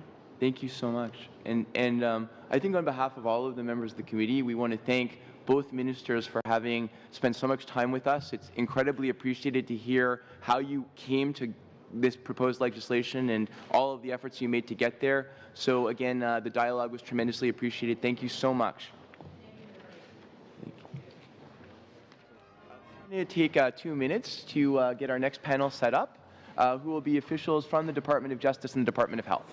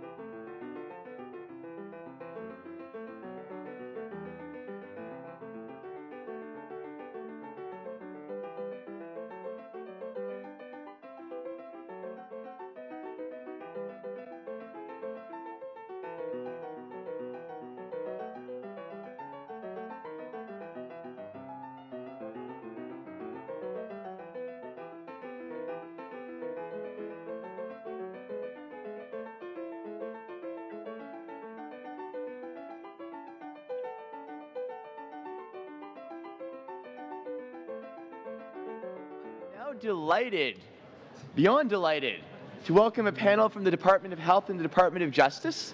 We have a large number of very distinguished colleagues, including Mr. Pentney and Mr. Kennedy, who were on our last panel. And I believe from the Department of Health, you're joined by Abby Hoffman, who is the Assistant Deputy Minister, Strategic Policy Branch. Helen McElroy, who's the Director General, Healthcare Programs and Policy Directorate, Strategic Policy Branch. That's quite a long title. Sharon Harper, who's the Manager, Chronic and Continuing Care Division. And from the Department of Justice, I see Joanne Kleinberg, who's the Senior Counsel, Criminal Law Policy Section, Lori Wright, who's the Assistant Deputy Minister, Public Law Sector, and Jeanette Edel, who is the Senior Counsel, Human Rights Law Section. So welcome all of you. And I'm wondering if anyone has any statements before we move to questions. No. So we're going to move straight to questions, and we're going to start with Mr. McKinnon. Oh, wait, I'm sorry. This is a first round. We go to the Conservatives first. Who's going first from the Conservatives? Mr. Falk? Mr. Falk. Then we'll go to Mr. McKinnon. Okay, thank you officials for joining us here a little bit. And Mr. Pentney, I'm going to start with you because you were here for the presentations, and I think I want to follow up a little bit more on the whole issue of conscience rights protection. And if you could, I think it's an issue that's important to a lot of folks right across Canada. It's an important issue to this committee, and we want to see if somehow we can address that. And I'd like your comments and feedback a little bit on what is possible from a legal perspective to draft something like that into the bill. What would it look like? Where would it belong? How can we do it? Mr. Chair, thank you for the question. First, I would say, as the two ministers indicated, the government very much has acknowledged that the protection of conscience rights is an important consideration in moving forward with this. And also, the Supreme Court of Canada obviously acknowledged that there are among the various rights and interests to be balanced, the conscience rights of physicians and medical practitioners is an important consideration. As the two ministers indicated previously, nothing in the bill compels or in that sense coerces a medical practitioner to be involved in this. The government has announced, the Minister Philpott confirmed today, the intention to continue discussions with provinces and territories about a continuing care, and Mr. Kennedy and others can speak to this if you wish, a discussion about ways in which access to care can be facilitated and information can be provided, and that will be one element of a discussion around the ways in which conscience rights can be protected. But although the Supreme Court has acknowledged that healthcare is a concurrent jurisdiction, this is an exercise of the criminal law power by the federal parliament that's under discussion. This is not a medical regulatory or regulatory of health professionals or health institutions bill. This is an exemption which is being created in the criminal law. And that's been the focus of the attention in response to the way that the case was framed in Carter and the way that the case has been brought before for Canadians, going back to the Rodriguez case. So in all of that, the consideration was what the focus of the bill is about. The way in which the bill is constructed is designed not to require or compel any medical practitioner, doctor or nurse practitioner, to be involved in this. And as Minister Philpott indicated previously, the government's commitment is to continue those discussions with provinces and territories to try to, I think the expression is to find pathways to care. So I hope that responds to the question. Well, it responds, but it wasn't really the answer I was looking for. I was hoping to hear you say that, well, we should draft something into the legislation that would provide protection for healthcare individuals, that they're not coerced into doing it, and that there's a protection for them as well, because there's a fear among healthcare professionals that they're not going to have a choice, and not just at the physician level, but downwards from there as well. That individuals that are currently tremendous and wonderful individuals, we're providing excellent health and palliative care, are going to be forced to participate in a physician-assisted suicide procedure. Thank you for the question. I fully understand, and we have observed the debate as it's unfolded and continues to unfold in provinces and territories with medical regulators, with physicians and others across the country. The bill does not compel or require anyone to provide the assistance. It opens an exemption in the criminal law to protect those who fit within who are providing medical assistance to individuals who fit within the criteria as established in the bill from what would otherwise be criminal liability. That's the nature and scope of the bill and the intention of the government. There are a variety of other regulatory medical professionalism and other issues associated with this. We know, as from our discussions on our side, and certainly from the Health Canada discussions with provinces and territories, we know that medical regulators, provinces and territories are actively engaged in looking at their dimensions of this issue, and we've no doubt that examination will continue. Okay, I'm gonna keep on that though. I don't want to let it go just yet because I think we could be preemptive. While we've got the debate going and while the discussion is open, I think we can be preemptive rather than leaving it to the territories and the provinces to come up with their own regulations and maybe create a problem for healthcare officials. Why don't we address that issue right now up front with the legislation that we're looking at? I think in respect of the exercise of the criminal law power and defining the nature and scope of eligibility and safeguards, the law is clear. I think the government's commitment to complementary and additional measures and discussions is also clear. And I think from the perspective of the way in which the law is constructed, it is constructed explicitly not to compel or require anyone to provide assistance in dying.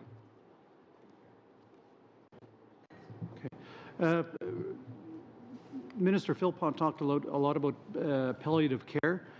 Studies show that when there's a gold standard of palliative care available for individuals in end-of-life situations and also in terminal illness situations where there's extreme discomfort, if it's mitigated by a good palliative care system, the need and the desire for physician-assisted suicide is just about non-existent. Could you comment further on that and what we can do from a palliative care perspective?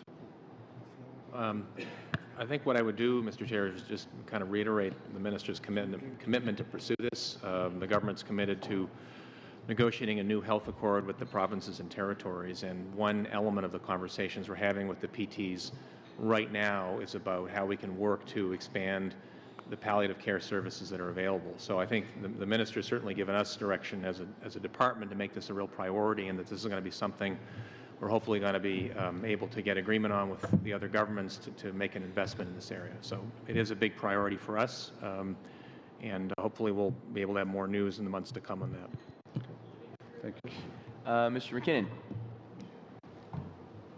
Hi. I believe my questions are mainly going to be addressed to Ms. Kleinberg. I'm not playing favorites, but it seems to me that criminal law policy is what I'm about. I'm talking about 241(1), where the original act specified as Part B that it was an offense to aid or abet a person to die by suicide. In this new act, the provision for abetting has been moved into A. And aiding a person can be allowed, provided under the framework established for medical assistance in dying. But to me, looking at the word abet implies assistance as well. So I'm wondering, in a case where a charge under B would not be sustainable because it's a medical assistance in dying situation, what's to prevent a charge from being laid under A for abetting a suicide?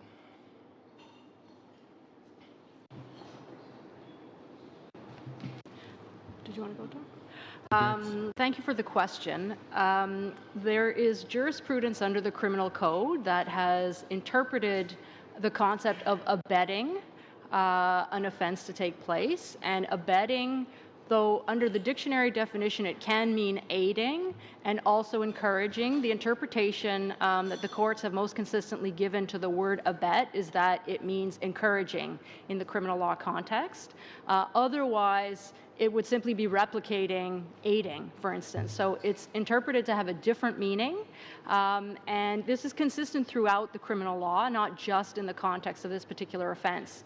So the idea was, because abetting a person to die by suicide would actually be interpreted as encouraging them, which is much more consistent or analogous to the concept of counseling, which is also inciting and promoting and that sort of thing. Abetting a person to die by suicide was relocated into Section A, where it's situated next to the concept of counseling because, as I mentioned, these two things are more similarly associated with each other. And it also allows for the exemptions to be cleanly applicable to aiding, which is in the provision of the substance that the person would use, without leaving the impression that it could be exempted from criminal liability to encourage a person to die by suicide. So by moving abetting into the A section and making the exemptions applicable only to the B, which now is limited to aiding, the legislation is distinguishing between moral support and moral encouragement from the physical assistance. Fair enough. But it seems to me that the criminal code also holds counseling as encouraging or inciting. Is that not redundant to also include abetting in there as well? They're definitely quite similar concepts. There is a definition of counseling in section, I believe it's 22 of the Criminal Code, that contains some more verbs and concepts which are quite similar to counseling. Counseling might require something a little more pointed than encouraging. They're definitely similar concepts. In criminal law, sometimes there are similar concepts that are used. We use different words for them to ensure that the full range of conduct is conveyed. So there's a similarity and perhaps some overlap between encouraging and counseling, but they wouldn't be exactly the same thing. I've also been hearing representations from people such as social workers who are concerned about giving information, advice, and whatnot around grief counseling and options that are available to a patient at end of, or in a circumstance where they're enduring suffering. Their concern is that this kind of advice would constitute counseling. And I'm wondering if you would suggest, or and actually any of the members of the panel would suggest that there should be provision in the criminal code to exempt such advice that does not raise to the level of recommendations or urging as excluded from counseling. Okay, thank you. When the legislation is passed, providing medical assistance in dying will become a legal activity. Providing information to a person to engage in a legal activity is legal. So there's no need to basically put in law that is legal to provide information to tell someone to do something that is legal.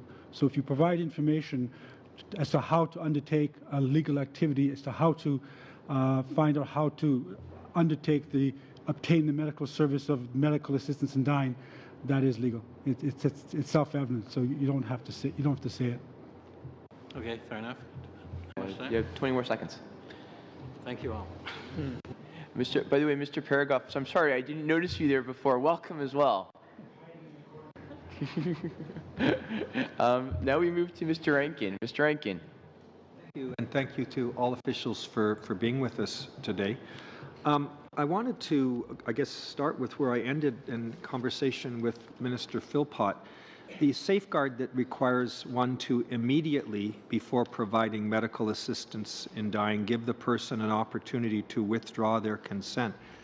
A person who's at home with medication that might have been prescribed months, perhaps years ago, can hardly be immediately provided that opportunity to reconfirm their express consent. I just fail to understand how that section can be given any meaning in practical terms in the context where there's no medical practitioner around and medication was provided perhaps months ago? Thank you for your question, Mr. Rankin. I think Minister Philpott answered that question by saying, in terms of the provision of medical assistance in the situation of the provision of medication, that the assistance is provided at the time that the medication is provided to the patient. That is the time when the assistance is provided. If the person takes it the next day, or if they don't take it until 2 months later, or they never take it, at that point in time, the assistance has been provided by giving the individual the means to take their own life, to self-administer the medication. So at that point, at the time that the doctor, or the physician, or the pharmacist provides the medication, is the person competent? Do they understand what the medication, what the effect is? They may not take it. In the United States, for example, some people don't take the medication for months after. Actually, some people don't even take the medication at all. Well, that's precisely the problem, and I just simply don't understand in that context how one could say you're immediately providing that opportunity when it may well be months, if not years, before the patient opens the bottle at home. Joanne? Yeah. I think we have to read the provisions of the legislation consistently with each other. So if we look at the definition provided of medical assistance in dying in section 241.1, it's actually a defined term in the legislation. It makes it a lot easier to draft the rest of the provisions. And the B part of medical assistance in dying talks about the prescribing or providing by a medical practitioner or a nurse practitioner of the substance to the person. So it's immediately before that action that the consent of the person is to be obtained. And there's also a criminal law reason for that, and that is that the criminal law is not concerned with private acts by an individual who might choose to die by suicide. The criminal law is concerned with the participation of third parties in that decision. So the exemptions and the whole regime is set up to provide for a criminal exemption for physicians when they're participating in the action by a person to self-administer a substance. And the physician or the nurse practitioner's involvement is at the time that they either write the prescription or give the substance over. Beyond that point, a person who might privately self-administer in their own home is just simply not a question of concern to the criminal law. There's no crimes being committed in that circumstances. So the criminal law runs out, but it may be a matter that the provinces and territories or medical colleges will have an interest in addressing more fully. Council. I'm sorry, just very quickly to the honourable member, that Canada is a big and complicated country. There is no federation in the world that has taken on medical assistance in dying from a federal perspective in the way that Canada has. And one of the choices that the government has made is not to require it only to be available through a doctor administering it. That was a choice Quebec, after long debate, decided. The government is entering into a more complex area by allowing both, admittedly, but it is respecting the autonomy choices of Canadians. And one of the choices that has not been made in the legislation is to require a doctor just before the person administers to be, or a nurse practitioner to be available. So, as has been explained, the immediately must be read in the totality of the context, but it's also in recognition that this is to respect people's autonomy and choices. And I think it's fair to expect, based on other countries' experience, that both people who obtain medical assistance or seek medical assistance from a doctor and some who would like to self-administer, at the end of the day will decide not to go ahead. And in both circumstances, respecting their autonomy is something that the legislation framework is trying to achieve. How much time do I have left? You have another minute, Mr. Rankin, so feel free. Thank you. In the context of someone who is physically disabled but whose natural death is not reasonably foreseeable and is therefore required to starve themselves if they are able to avail themselves of medical assistance in dying, would that constitute in those circumstances potentially a violation of Section 7? Consequent cruel and unusual punishment or otherwise inconsistent with the security of the person? And if so, was that taken into account? Others can add in. The law is designed to respond to the overall circumstance of someone who is on the passage towards death. It is not designed to respond to a situation of someone after an accident that changes their life circumstance, or they get a diagnosis of some sort which changes their life circumstance. It's the totality of the four elements together. And it may be that someone with a condition that is not otherwise going to end their life is suffering for other reasons and has another condition that is impairing them and is therefore put them on the path towards death. So it's not an A or a B or a C. It's all of them together in the totality of the circumstances. So that an individual, whether or not they've got a condition which is labeled as terminal, but is dying of another condition and is suffering from a third, completely separate condition, they in the totality of the circumstances could be found to be in a situation where their death has become, to quote the legislation, or the bill, has become reasonably foreseeable and therefore qualify. So it isn't in that sense meant to be categorical. It is meant to be a totality of the circumstances involving all of those considerations. Sorry, I think Mr. Rankin understood that. I think what he was asking was whether or not, given the way the legislation is drafted, to not provide if someone is solely suffering from this. He gave the example of the gentleman who had the stroke, who couldn't do anything but move his eyebrows and was incapacitated and wanted to die and had to starve himself to death. Yeah. He's asking whether or not you believe that the law as drafted is compliant with Carter in that regard. I'll take the question. If a person embarks in a hunger strike, or a person embarks, basically stops eating for whatever reason, for a medical reason, or because they decide, which they have the right to do, which is withdraw treatment. A person has the right to withdraw treatment. A person has the right to say, I do not want any food or liquid at this point on. I do not want any medication. They have the legal right to do that. At some point, after they make that decision, a doctor can say, at some point going down that path, this person is reasonably foreseeable to death, and they don't have to die of starvation, because at that point in time, a doctor can say, at some point where this person is going to die, a natural death as a result of nourishment, and therefore they may qualify. In addition to, but of course that's not the only condition they have. They have to meet all the other 4 or 5 conditions. Only if they starve themselves to death. Well, no, they don't have to starve themselves to death. Well, get to the point, with no assistance from this bill at all. And contrary to the Supreme Court's decision, with great respect. But a person can be put into that position by natural causes that they can no longer take nourishment because they have a stroke or something. I'm going to let Mr. Kennedy speak, and then we're going to move to Mr. Biddle. I think, Mr. Chair, it's maybe just to draw the committee's attention to Minister Philpott's intervention in this matter, because I think this was a guiding consideration for the government, that in looking at this, effectively there were 3 choices. There was to have a kind of a fixed timeline under which death could take place, which is within 6 months or a year, to have none whatsoever, or to have what the bill has, which is to have this concept and really provide some latitude for medical practitioners in the context of each individual case to make that kind of judgment. I think the government's decision was to go for that option because a 6-month or 12 months would be somewhat arbitrary, and I think the committee is going to hear from a lot of experts.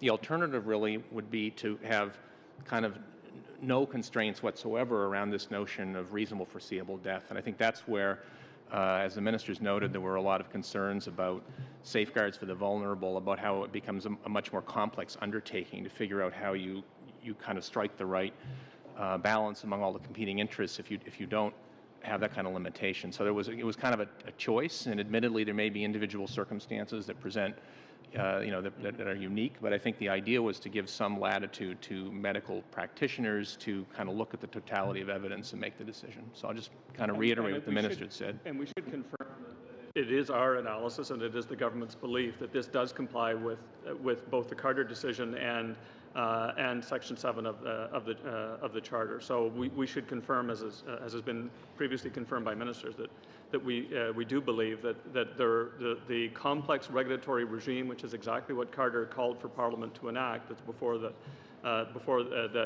House today, represents an approach which is compliant with the Charter. Thank you very much. We really appreciate it. Mr. Biddle. Mr. Chair, I'd like to focus on the definition of grievous and irremediable. And I'll start with Clause A, or 2A, under that section, in terms of what is the difference between irremediable and incurable? And the reason I ask is when you say the word incurable, what comes to mind is that there could be a cure. For example, if someone had cancer and they were required to go through a significant number of rounds of chemotherapy, but that the treatment in and of itself might be enduring physical and psychological suffering. Can you please explain to me that definition and whether that meets with the decision in Carter, if we look at it through that lens?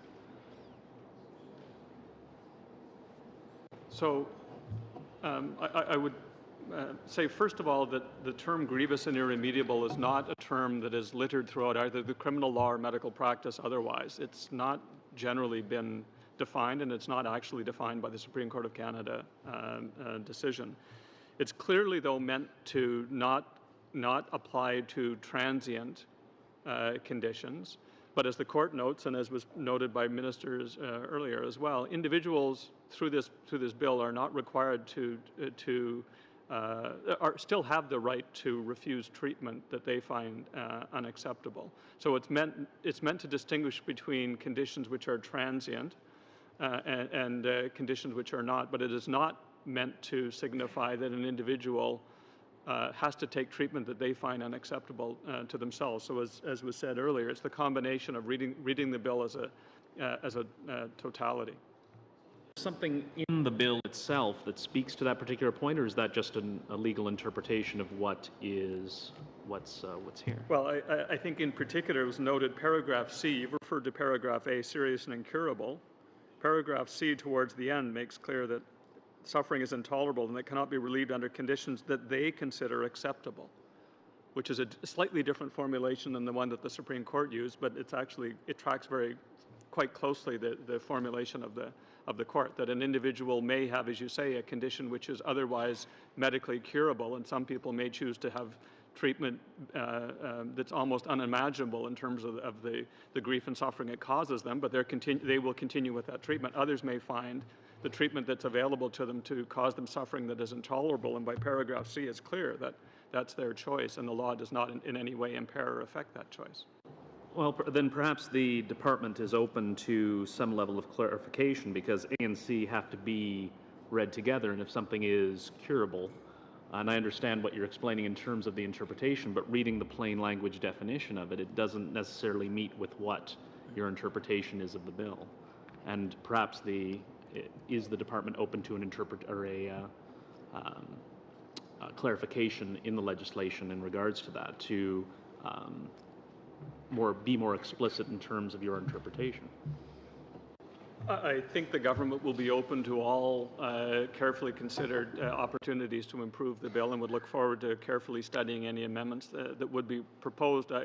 I would suggest, based on all of my experience in legislative drafting, that trying to cover off every eventuality through forms of words is will remain a challenge, and that the word incurable then would presumably, if that's to be replaced by irremediable, if that's a suggestion, then the question would be, would it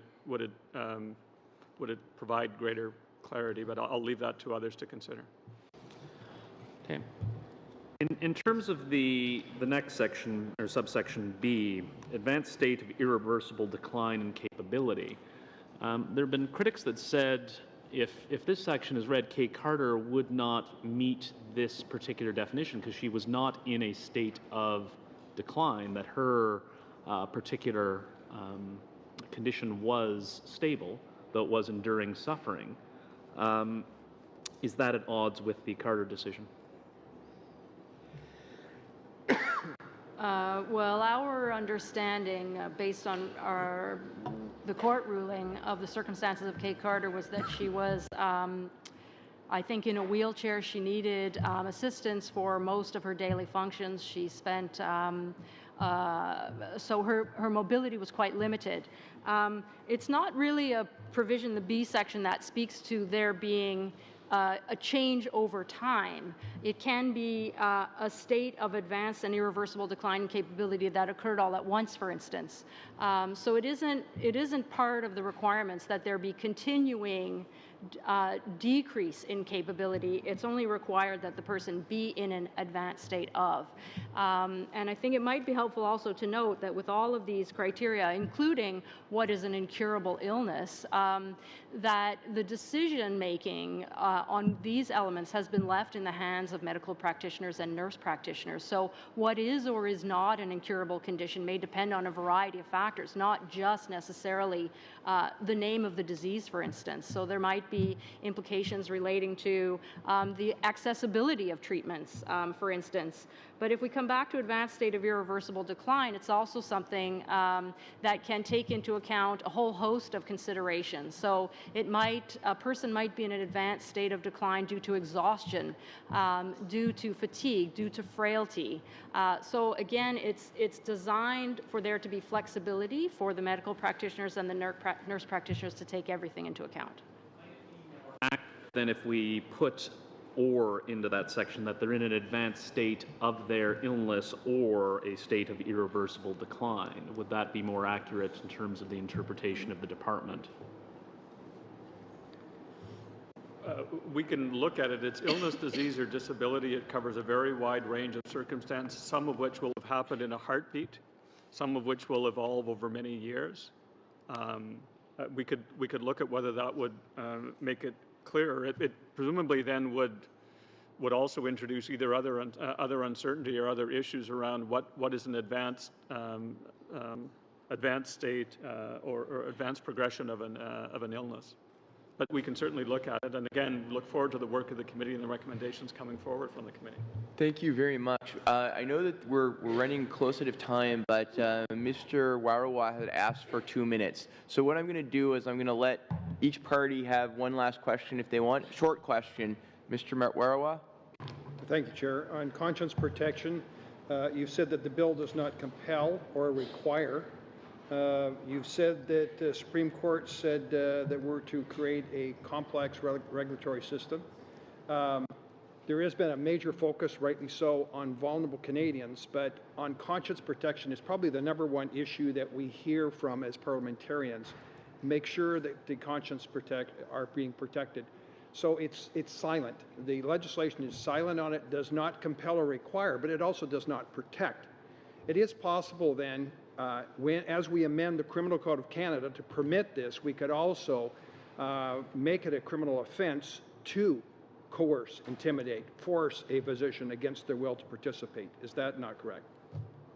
I guess we would have to look at it. I'm not aware of the circumstances in which that is a concern. I guess we'd have to look at it. And I would say that in respect of the scope of federal jurisdiction under the criminal law, we would also be focusing on the extent to which provisions that are inserted would have practical legal effect given the division of powers. But then the provincial regulators, you said, their examination will continue. But we're talking about exemptions to the Criminal Code of Canada that permit this under certain strict criteria. You cannot, before you, not even presently, it's legal to take your own life, but you cannot, a person walking down the street cannot assist somebody to kill themselves. That's illegal. We're creating this strict regime. But you should also then not force somebody by intimidation, coercion, or any way to participate into the death of that individual against that person's will. And so that could be included in the criminal code, is my understanding, and still then be with, otherwise we hand it over to provincial college of physicians, and it would not be a pan-Canadian, it could be a total different approach if we allow it to each province to protect the conscience rights. But we do, I believe, have that power, that authority to put that within the criminal code, that you cannot force anybody to participate in the death of another person, do assisted suicide against their will. If it's the committee's wish in terms of the completion of the study, we can certainly look at that. Thank you very much. We appreciate that. I mean, I think the conscious rights have been raised by a number of people. And I think that Mr. Fox's original question was trying to ask you, if conscience rights are important to the committee, what solution you propose to make it fall within the law in the best possible way. One way that was suggested by Ms. Khalid is making the criminal prohibition, and if there's others, we'd be delighted to hear before we move to our clause-by-clause deliberation. Mr. Rankin, did you have any last question? And then, I don't know who. This is just a drafting question, I believe. I mentioned this in another to the ministers, that our recommendation at the Special Joint Committee was that there be always one medical practitioner and perhaps a nurse practitioner. We're very sensitive to the need for access in remote parts of Canada. But as I read Bill C-14, it in every stage refers to, quote, medical practitioner or nurse practitioner. It would appear that this will be the only jurisdiction in Canada, I'm not saying this is wrong, but I want clarification from officials, that where physician-assisted death could occur without the involvement of a physician. Am I reading the bill correctly? Want me to answer? Well, I think, Mr. Chair, as the ministers had explained, that in the various jurisdictions, the provinces delineate, in certain cases, certain functions that are delegated to nurse practitioners that would normally be done by a doctor. And so I think the thinking here was that it will really be up to the provincial medical regulatory authorities to determine whether, whether they wish, with the appropriate kind of, guidelines and parameters, to delegate those responsibilities to nurse practitioners. So Mr. Kennedy, just to be clear, you're saying to us that a province could choose to make this service available with 2 nurse practitioners and the intervention of not a single physician? Is that correct?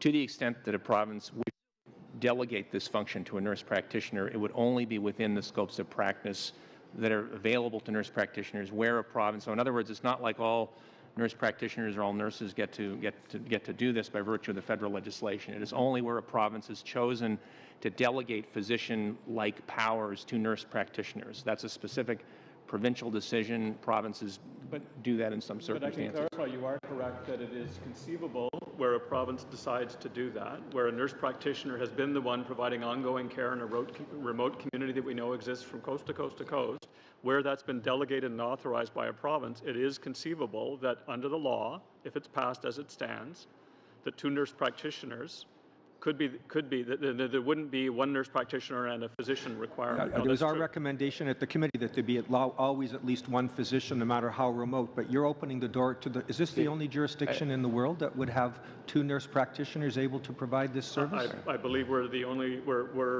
Yes, I believe we would be the only jurisdiction in the world, and I believe that the scope of what nurse practitioners do is not commonly shared throughout the world either. But it would be within the realm of possibility, if this committee should so decide, that we would amend this bill, and it would be perfectly possible to say that if the first person providing medically assisted dying is a nurse practitioner, the second opinion must come from a medical practitioner. We could do that.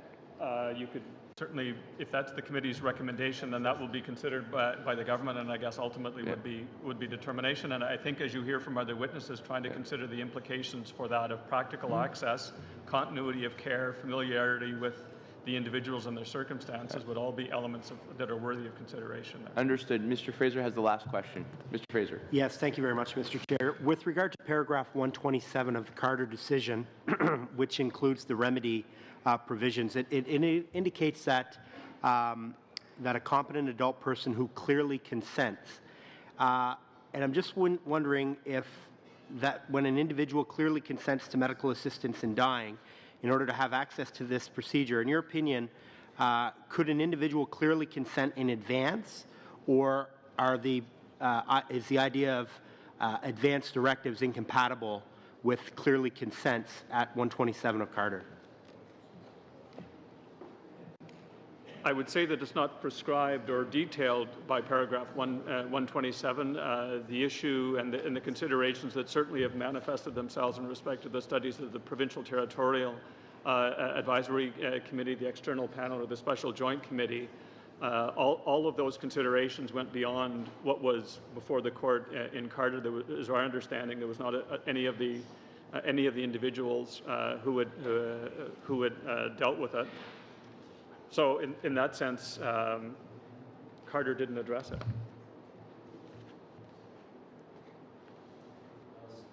too. I would like to take this opportunity to thank all of the people from the Department of Justice and the Department of Health who joined us here today. It was most helpful to have you here. We really appreciate it, and we look forward to continuing the dialogue.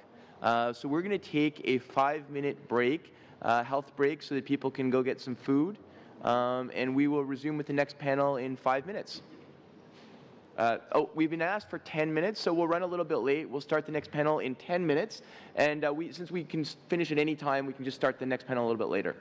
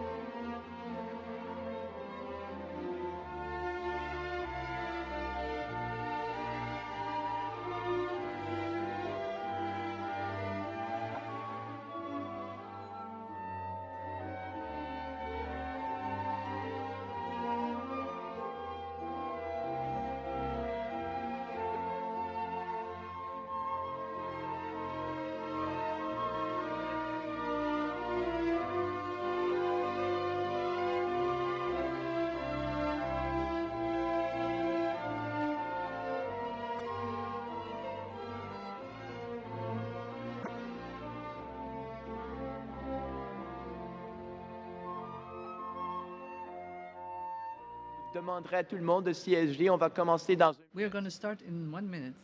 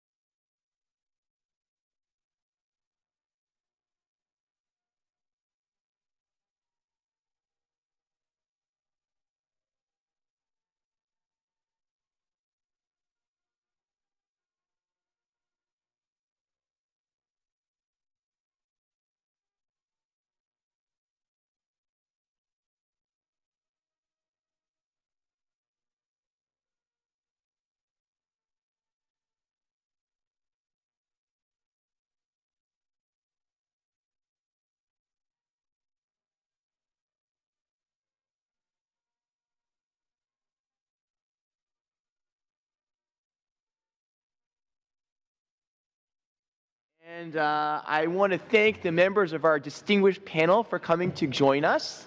I'd like to introduce from the Canadian Psychological Association, Dr. Karen Cohen, who's the Chief Executive Officer.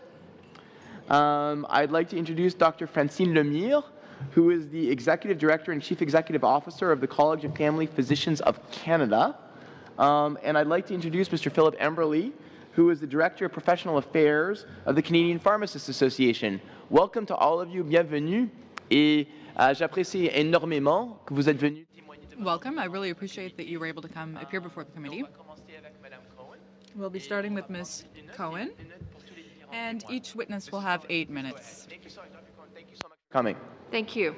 Good evening, and thank you, honourable members of the committee, for giving the Canadian Psychological Association the opportunity to speak to you this evening about Bill C-14. The CPA has two specific concerns with the bill. The first concerns the role of health providers in end-of-life decision-making. The second concerns the assessment of a person's capacity to give consent to end his or her life, particularly when a psychological or cognitive disorder is concomitant with a grievous and irremediable physical one. Accordingly, we have 3 recommendations that we're asking you to consider. Section 241(1) notes that it is an offence to counsel a person to die by suicide and to aid a person to die by suicide. Section 241(2) and 3 appear to exempt practitioners from the provisions of 241(1) if they provide medical assistance in dying or aid a practitioner in providing medical assistance in dying. CPA's concern is that the exemptions articulated in 241(2) and 3 appear relevant to aiding a person in dying, but not to counseling a person about an end-of-life decision. While 2 and 3 appear to exempt practitioners for involvement in the act of dying itself, regulated health providers will reasonably be involved in decision-making before any end-of-life act is carried out. Psychologists would be among the health providers who might assess a person's capacity to give consent to medically assisted death. Psychologists would also be among the providers to whom persons with irremediable conditions might bring their end-of-life concerns. It is important that persons who are considering hastening death have the opportunity to bring their concerns to a trusted, regulated health provider if they so wish. It is equally important that a regulated health provider who enters into an end-of-life discussion or consultation with the patient also be exempt from 241(1).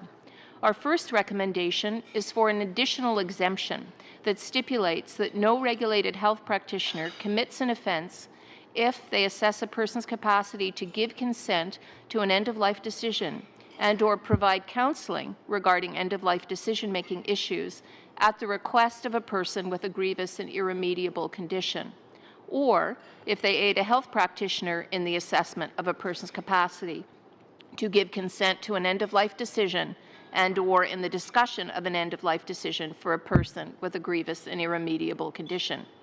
We also want to note that the word counsel in English used in 241(1)A has both legal and profession-specific meaning. Mental health providers like psychologists can be said to regularly provide counseling to their patients. In this sense, counsel has a very different meaning than the one intended by 241(1)A. Our second recommendation is that 241(1)A be revised such that counsels be replaced by persuades or encourages. It would then read, persuades or encourages a person to die by suicide, or abets a person in dying by suicide. Finally, the CPA was also concerned that the bill is silent on how capacity to give consent should be assessed. While in many instances it may be straightforward to ascertain that informed consent can and has been given, there may be times when it may not be. Examples might be when a patient has a cognitive or psychological disorder concomitant with a grievous and irremediable physical one. The concomitance of a cognitive or psychological disorder with a physical one occurs commonly. CPA's submission to the expert panel that reported to the parliamentary panel made the following point, and I quote, "The global experience of suffering, including suffering due to physical symptoms, is much more pervasive among terminally ill patients who are depressed than among those who are not depressed.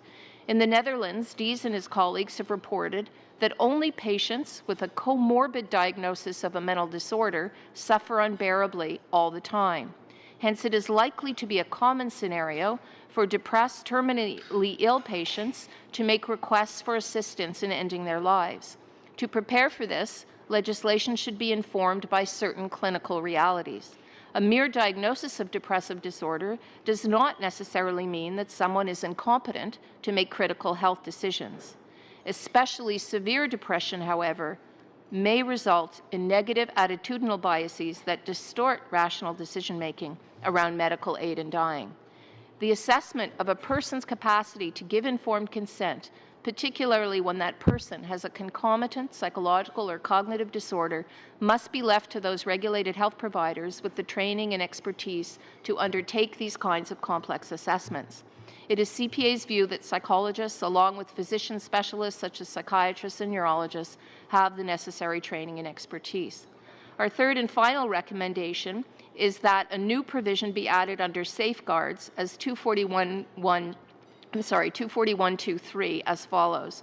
Ensure that when a person presents with a grievous and irremediable medical condition concomitant with a cognitive and or psychological one, the person's capacity to give consent be assessed by a regulated health provider whose scope of practice includes the assessment of cognitive and or psychological conditions. On behalf of the CPA, I thank you for your important work in the interests of the Canadian public. I'd be glad to answer any questions about our submission. Thank you very much for your presentation, Dr. Cohen. On va passer à Dr. Lemire. We'll now move on to Dr. Lemire. Thank you very much.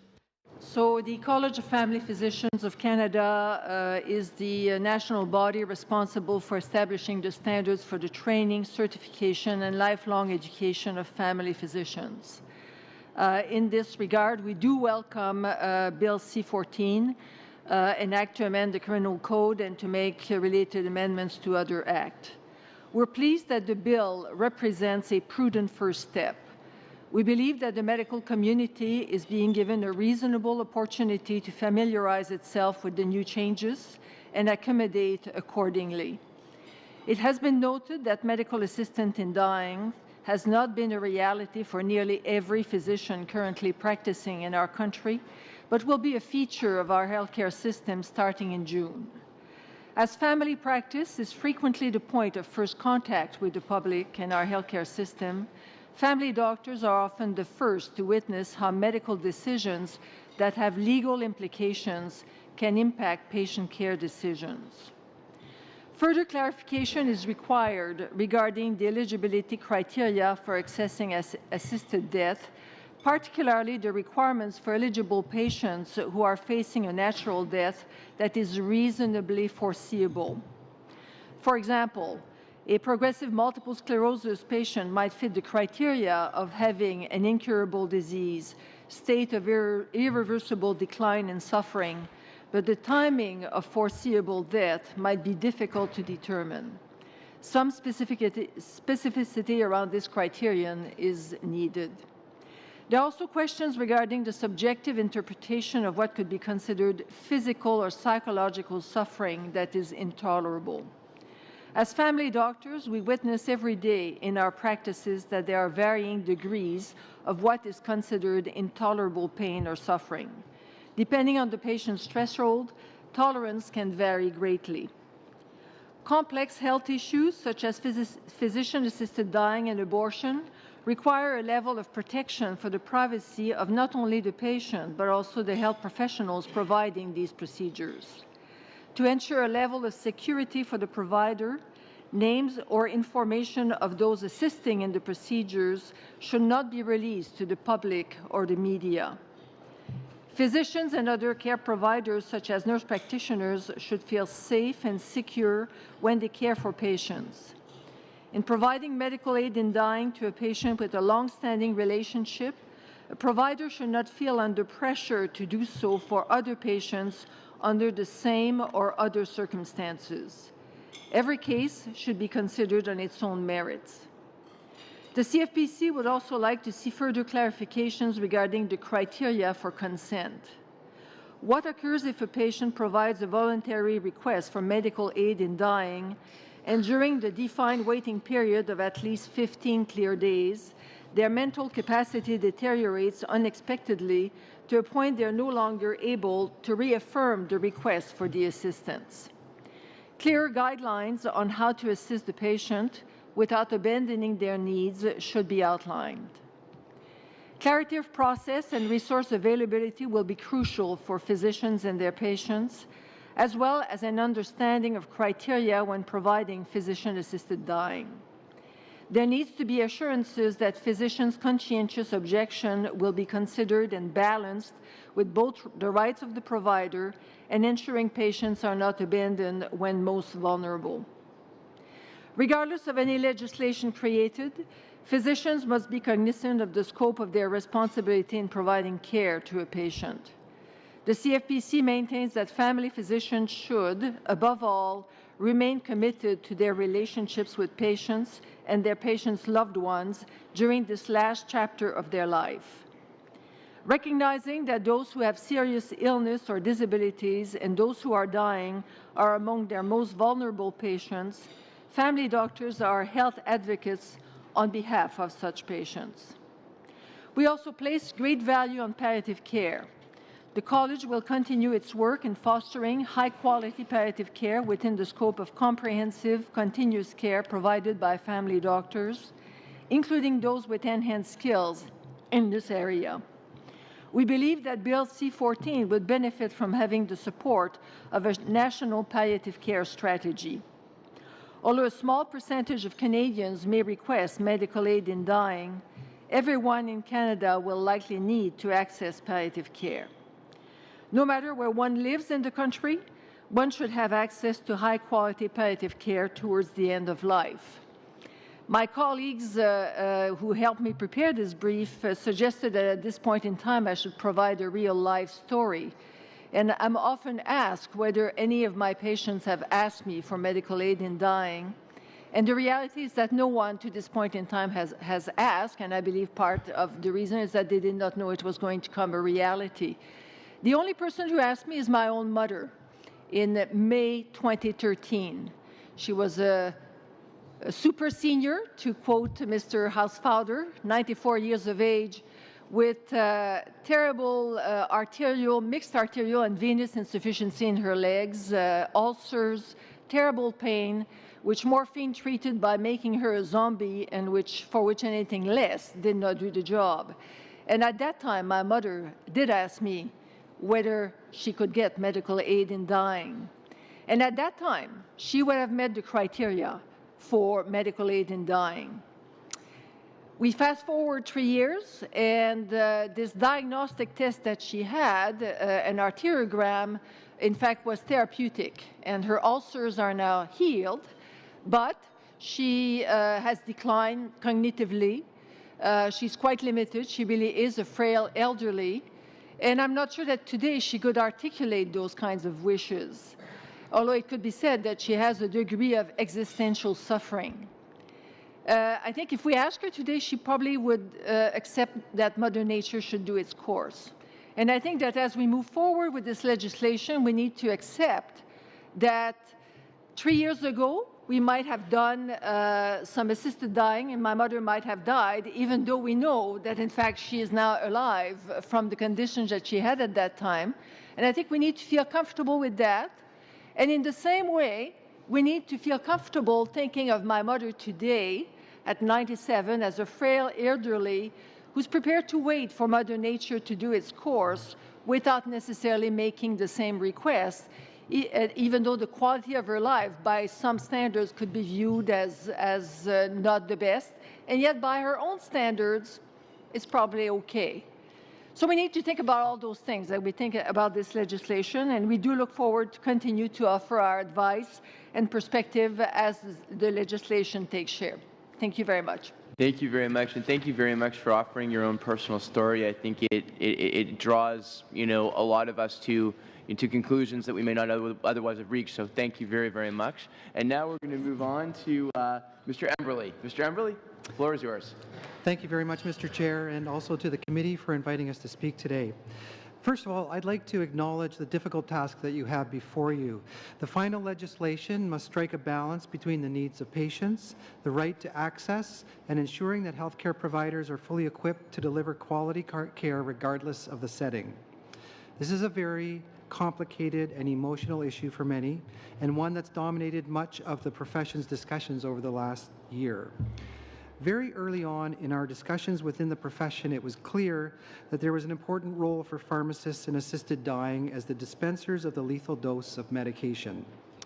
Over the past year, we've worked with our members to understand the impact of the court's ruling and their views on the issue.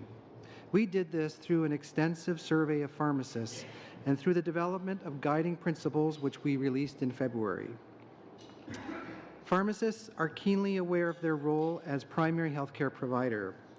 They are consistently rated as one of the most trusted professions, and they are often the first point of contact within our healthcare system. We're already hearing stories of community pharmacists being asked questions about assisted dying. As a profession, we've been very encouraged to see the conversation around assisted dying expand from what was solely seen as physician-assisted dying to what's now called medical assistance in dying. This acknowledges that, like any other healthcare service or procedure, assisted dying involves a much larger team of healthcare professionals. However, we must also appreciate that Bill C-14 is only one component of Canada's legislative response to the Supreme Court's decision, and that many important practical considerations will be left up to the provinces and territories to address, and will require additional practice guidelines and regulations. Generally speaking, as it is drafted now, we believe that Bill C-14 appropriately recognizes the role of pharmacists and protects those pharmacists who choose to participate from any criminal liability that could result from dispensing a lethal dose of medication. I'd like to make some comments on some of the specific provisions in the bill. Firstly, it is important to note that under Section 241.1, medical assistance in dying is permitted in two instances. It can be administered directly by a physician or nurse, or self-administered. This has significant implications for the role that pharmacists might have to play in assisted dying. In particular, where it's self-administered, we see a far greater role for pharmacists who may have to dispense the drugs directly to the patients, and where it's conceivable that this could be the last interaction between the patient and a healthcare professional prior to death. Therefore, we are pleased to see that subsection 241.4 of Bill C-14 specifically exempts pharmacists from criminal liability if they dispense a substance to a person other than a medical practitioner or nurse practitioner. We are also very supportive of Section 241.2, subsection 8, which requires that the medical practitioner or nurse practitioner who prescribes the substance inform the pharmacist that the substance is intended for that purpose. This is something we specifically called for, and we're pleased to see it reflected in legislation. In addition to the specific provisions that we've highlighted, we also want to draw your attention to two key elements that are not provided for in legislation but we feel are equally important. Although we're not proposing any amendments to the legislation, we are hopeful that the federal government will work with its provincial and territorial counterparts, as well as stakeholders, to address these issues in the coming months. On the issue of conscience, we strongly believe that pharmacists and other healthcare professionals should not be compelled to participate in assisted dying if it is counter to their personal beliefs. The legislation does not set out whether or how healthcare professionals can refuse a request. This leaves protection of conscience for healthcare professionals, including pharmacists, up to the provinces and to provincial regulators, professional regulators. In addition to this, and to ensure that freedom of conscience is respected, pharmacists should not be compelled to refer the patient directly to another pharmacist who will fulfill the patient's request. This is an important consideration for pharmacists who view referral as morally equivalent to personally assisting a patient to die. To provide equal protection of pharmacists' right to conscientious objection and patients' right to access, CPHA recommends the creation of an independent information body with the capacity to refer to a participating pharmacist, and we urge the federal government to work with the provinces and the territories to create and implement such a system. The second issue that is particularly relevant to pharmacists in their day-to-day practice is the question of drug access. There is no single medication or drug that exists to end someone's life. Rather, it can be a cocktail of medications that could be administered by someone or self-administered. Depending on how it's administered, different drugs could be used. Of great concern to pharmacists who are all too familiar with issues of drug availability and accessibility is that the drugs in question are in some cases not readily available in Canada. There is still some work to be done to understand which drugs might be most effective in assisted dying. Evidence shows that high doses of barbiturates are usually effective where death is self-administered, while a combination of barbiturates and a neuromuscular blocking agent are more appropriate for physician or nurse-administered injection.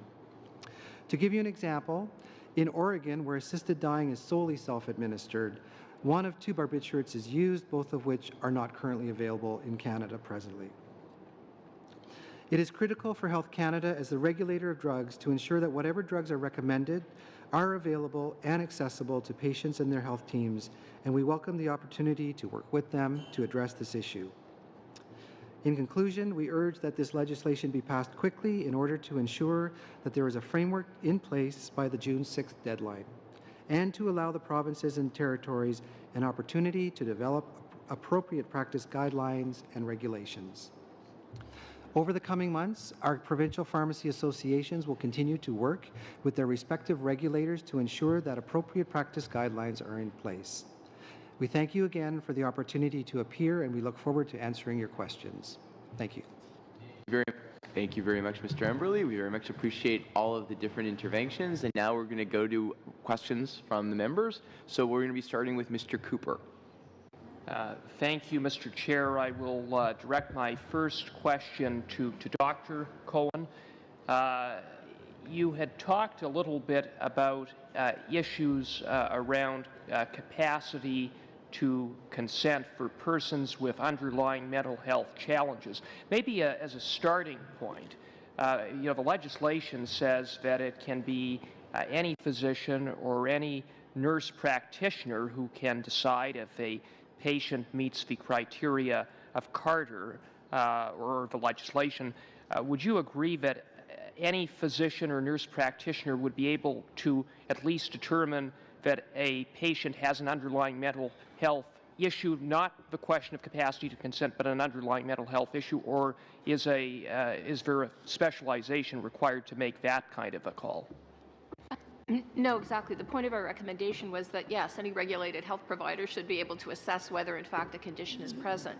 I think the more complex assessment is going to be, does it impact the person's capacity to give consent? And there may certainly be instances in case of mental disorders or cognitive deterioration where you might need more specialized training to make that determination.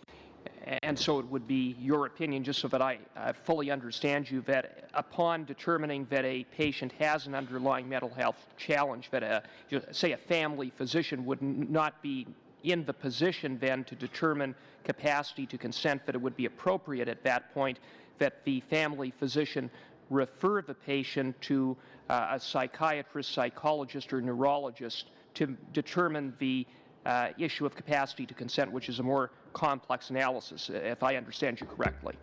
Yeah, I certainly can't speak to the practice of every regulated health provider, and it certainly would be the case. I'm sure Dr. Lemire would confirm that even among different family physicians, they may have different sub-expertise or capacity, and one may in fact have, which is why we framed the recommendation around the fact that the assessment of these complex concomitances or cognitive or psychological disorders should fall within someone's scope.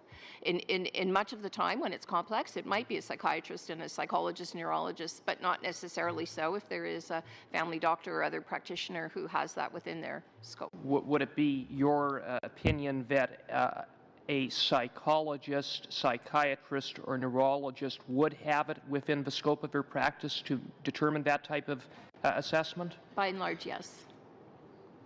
Yes, Okay. although there may be instances, for example, if it's a case of a senior with dementia, you would be more likely to be a clinical neuropsychologist who would do that kind of determination. If it's the assessment of the impact of depression, that might be more likely be a clinical psychologist. Okay, fair enough. My next question is to Dr. Lemur. You had talked about the need for special training for medical assistance in dying in your testimony, if I heard you correctly. Could you maybe elaborate on what you meant by that?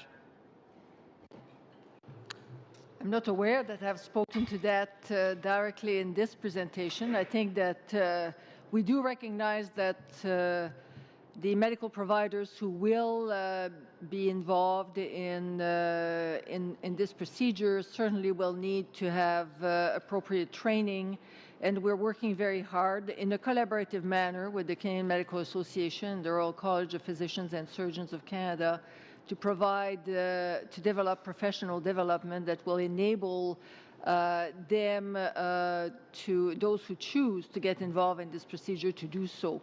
I will say, however, that the procedure itself is the last thing, and that what counts is really a caring relationship between a physician and a patient, and a journey of accompaniment of the patient at this phase of their life, and that there's a lot of the conversations that need to happen, the assessment of capacity, the obtaining of consent that is currently within the scope of the medical profession, and I think where family doctors will be well placed to accompany patients in that journey, and where those elements of those competencies are already there. I have one final question to Mr. Emberley on the issue of conscience protections for pharmacists. You spoke about an independent body that could be set up, and I just want to make sure I understand what you're recommending. Are you suggesting that, for example, if a pharmacist had a conscientious objection to physician-assisted dying, that they would then get in touch with that independent body? The independent body would then get in touch with the patient and get the patient to a pharmacist who could provide the services that the patient needs. Such a body, I believe, exists in the province of Quebec in terms of what they had provided as an alternative to an effective referral regime in Bill 52. Yes, that's the kind of structure that we had anticipated in this, that it would be an independent third-party agency that could be engaged in such a way. Exactly. Thanks very much, Mr. Cooper. Mr. Hussain. Thank you very much, Chair, for allowing me to ask questions. This question is to Ms. Lemire. Do you have any concerns with respect to whether patients will have any difficulties accessing medical assistance in dying as it is provided under Bill C-14? So I think the concerns would relate to geographic limitations, rural environments, remote environments where such an access could be more of an issue. And I think that at the same time we need to accept the reality that there is support that currently is available to providers and patients in remote environments through telehealth, through other mechanisms of this nature. But there's no doubt that access in rural and remote areas of our country is a concern for us. Thank you. The other question I have is with respect to capacity. in cases where the doctor or the nurse practitioner prescribes a substance for an individual to take on their own, how will that person be able to assess capacity at the time the substance is taken, if that is required? So I would say that is a good question that's been relayed to in earlier conversations here today. On the one hand, I think it's important for us to respect the principle of autonomy. At the same time, I think that assisted suicide will differ from euthanasia in that once that prescription is given, the respect for autonomy has been given. However, the relationship, the caring relationship of a provider and a patient then may be altered in that the responsibility to proceed in this regard is left entirely to the patient. I mean, I'd like to hope that if this happens, that caring relationship will carry on and may enable this question to be considered, but it's certainly not a guarantee. And with respect to the request for medical assistance in dying, other jurisdictions require more than one request. Bill C-14 requires one request. How is the medical practitioner supposed to determine if the request is only of a passing nature, if it's only one request? I don't know if you have any views on that. So I think the request, the crafting of the legislation and requiring two independent medical opinions, I believe, is important, and will hopefully help to mitigate this and provide greater comfort's not the right term, but give us some parameters of reassurance to operate under.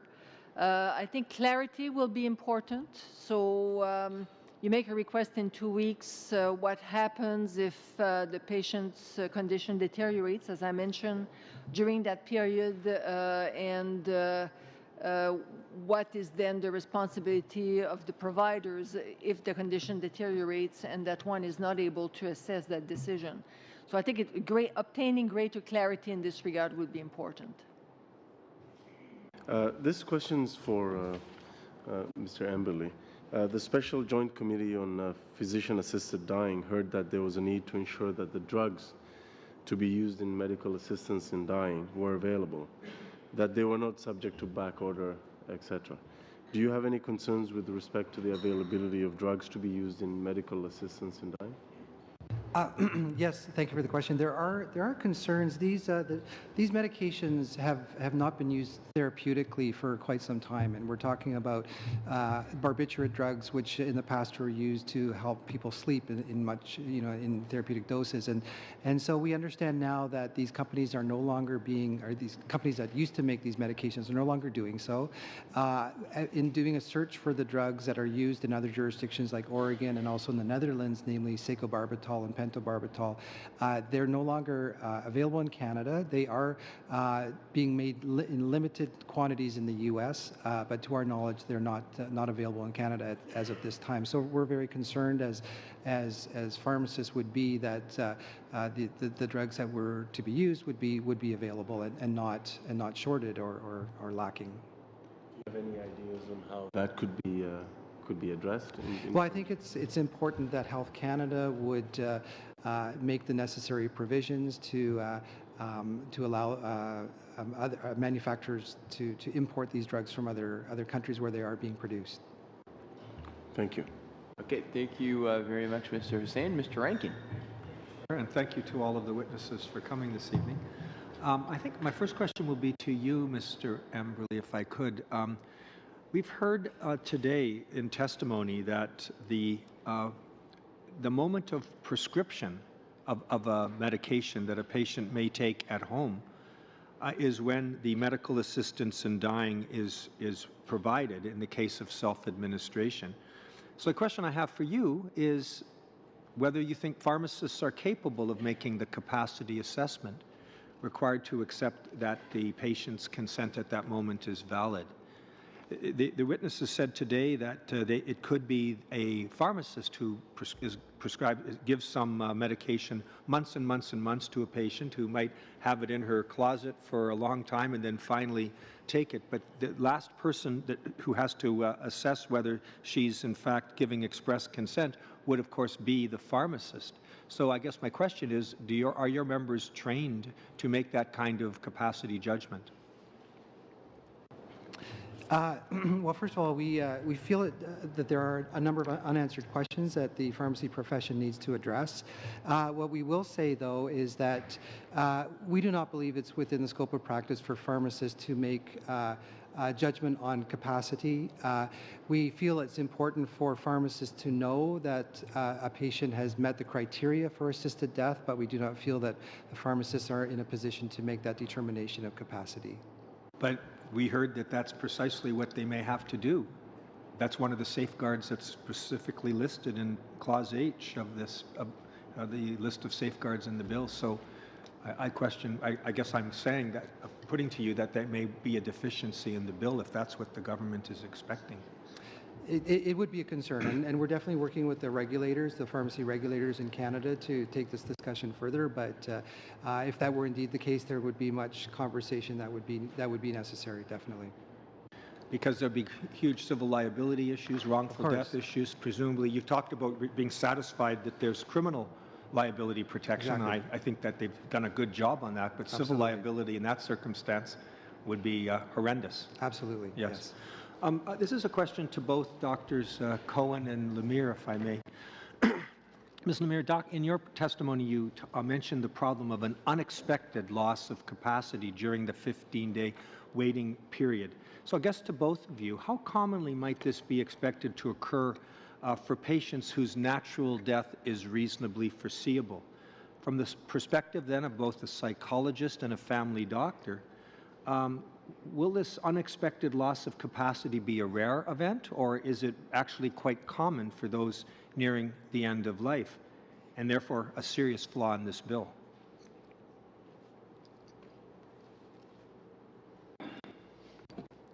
So I think we need to have an understanding about natural death being reasonably foreseeable. Are we talking 2 weeks, a month, 3 months, 6 months, a year? I know. So, so I think greater clarity around that, I think, would be important. I think if we're talking about a 6 to 12 months window, I think there's lots of room there, and I think that that deterioration, I think, may be much less predictable. If we're talking a shorter interval of time, I think that the deterioration then would be certainly more likely and riskier from that assessment perspective. Dr. Cohen? Yeah, I'll just add, I think, it's going to vary a fair bit on the conditions. So if you use the example, Dr. Lemire, of multiple sclerosis. I worked as a rehab psychologist for many years with people who have acquired conditions affecting the brain and spinal cord like MS. And one of its hallmarks is it's very unpredictable, and its course can be very unpredictable. So to be able to say when someone who maybe has primarily motor problems as a result of their MS then acquires cognitive ones may be very, very difficult to predict when that's going to onset. And you say the words you used, Dr. Lemire, were seek greater clarity. Then in your testimony you said, when you gave the example of MS and reasonably foreseeable natural death, you said, quote, some specificity of this criteria is needed. Are you suggesting there needs to be an amendment to clarify that for the purposes of this law? We do believe that that statement does require clarification.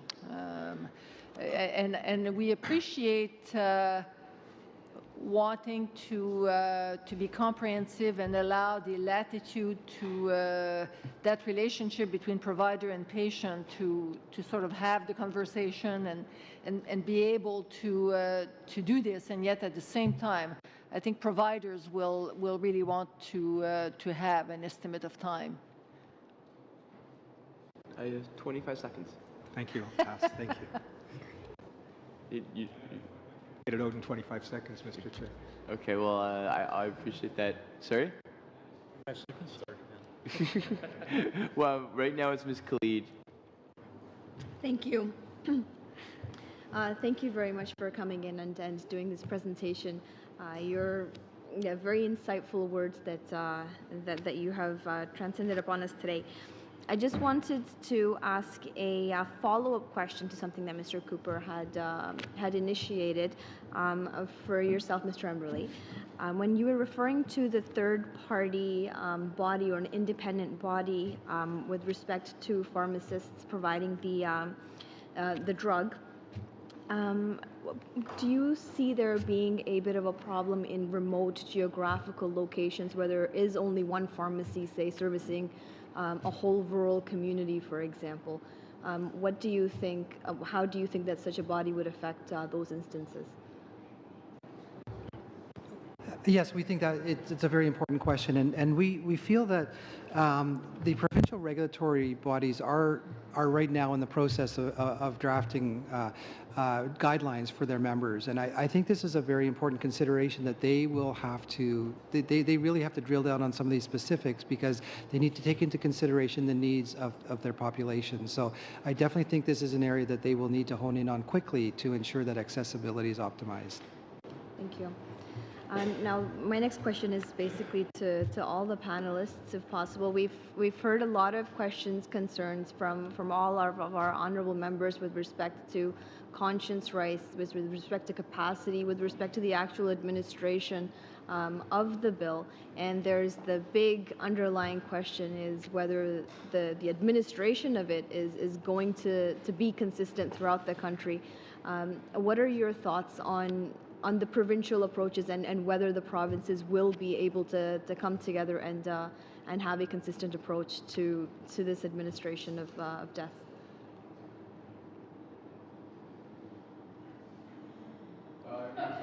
Other.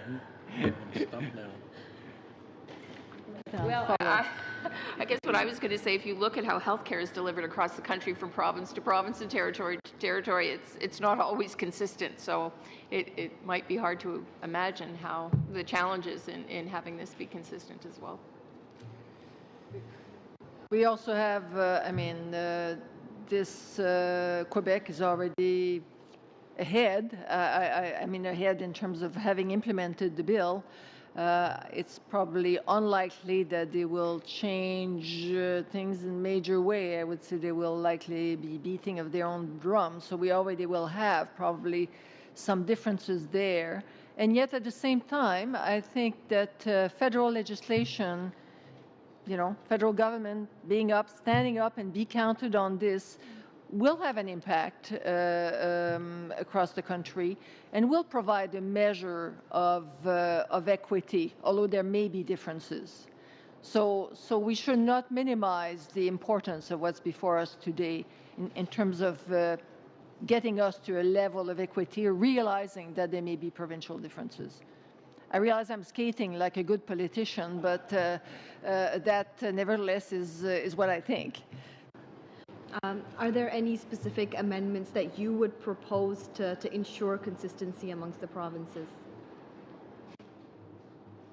That's illegal. Okay, well, I guess, yes.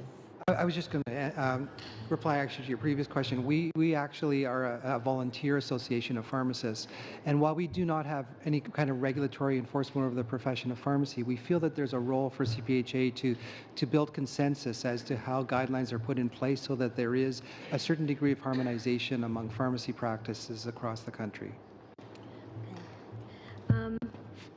Again, my last question, I hope I have enough time, but it would be to all the panelists. I'm assuming that you have read the bill and how it will be administered, and I'm wondering if you've taken a hypothetical patient through both physician-assisted, physician-administered and self-administered death, if you've taken a hypothetical patient through the whole process that is outlined in the bill, and if you would care to share.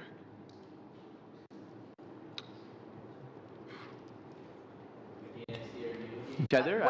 Lemire? I have not done that in a systematic manner in the bill, but certainly have in the example which I gave in my presentation, certainly walked through the elements of the bill and felt that if we went back to 2013 and took that situation into account around euthanasia, that certainly that would have been possible. I recognize the principle of autonomy around assisted suicide.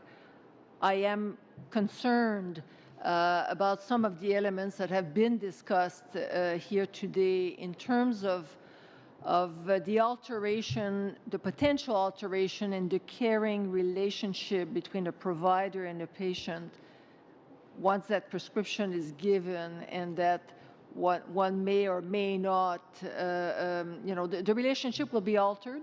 The caring element of it will be altered. Being sure that the right person fills the prescription and that that person has the capacity to self-administer. All of these questions are there in relation to assisted suicide, and yet the principle of autonomy, I believe, needs to be respected. But I will say that the level of comfort as a provider in that caring relationship is something that creates a little bit more uncertainty with me, certainly. I can say we certainly haven't systematically taken a patient through it either. And our role is probably, as psychologists, going to be a lot more circumscribed than the role of our colleagues who are physicians and pharmacists. But I think our recommendations really embody what our concern is, that this is an issue where considerable time and attention can and should be expended way before any kind of decision is enacted. And our concern is that the bill as proposed may not sufficiently address that. Very short question, if you don't mind. Very short. With respect to the self-administration, what exactly is a pharmacist giving to the patient? Is it just one pill? Is it an injection?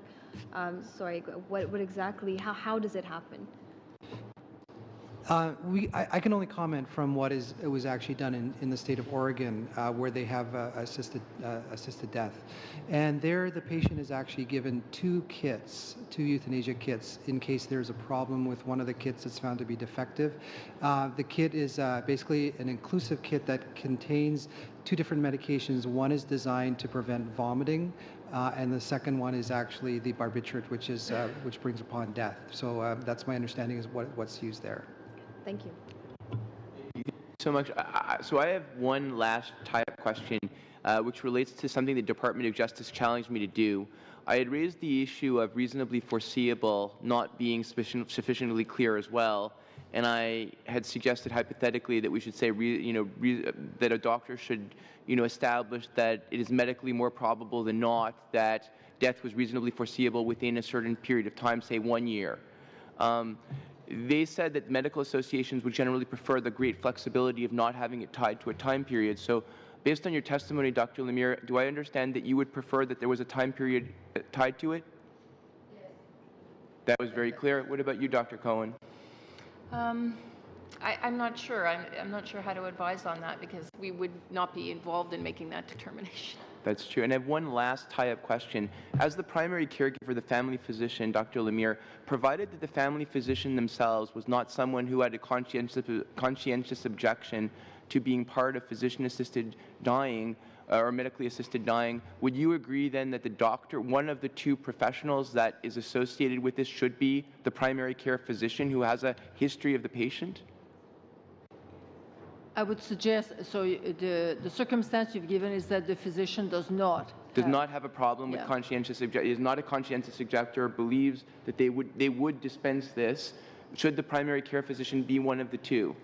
So I would suggest that the family physician who has a relationship, a longitudinal relationship with the patient under those circumstances is well placed to be one of the providers involved in that caring relationship with the patient for this. Yes. Thank you so much for taking my question, the questions of all of the panel. It was very much appreciated, and your testimony was very much appreciated. Thank you so much for coming. And we'll give 2 minutes to get to the next panel, and I'd ask the people in the next panel to come forward. Je demanderai aux gens qui sont sur la prochaine liste de témoins. I'll ask members of the next panel to please come up now.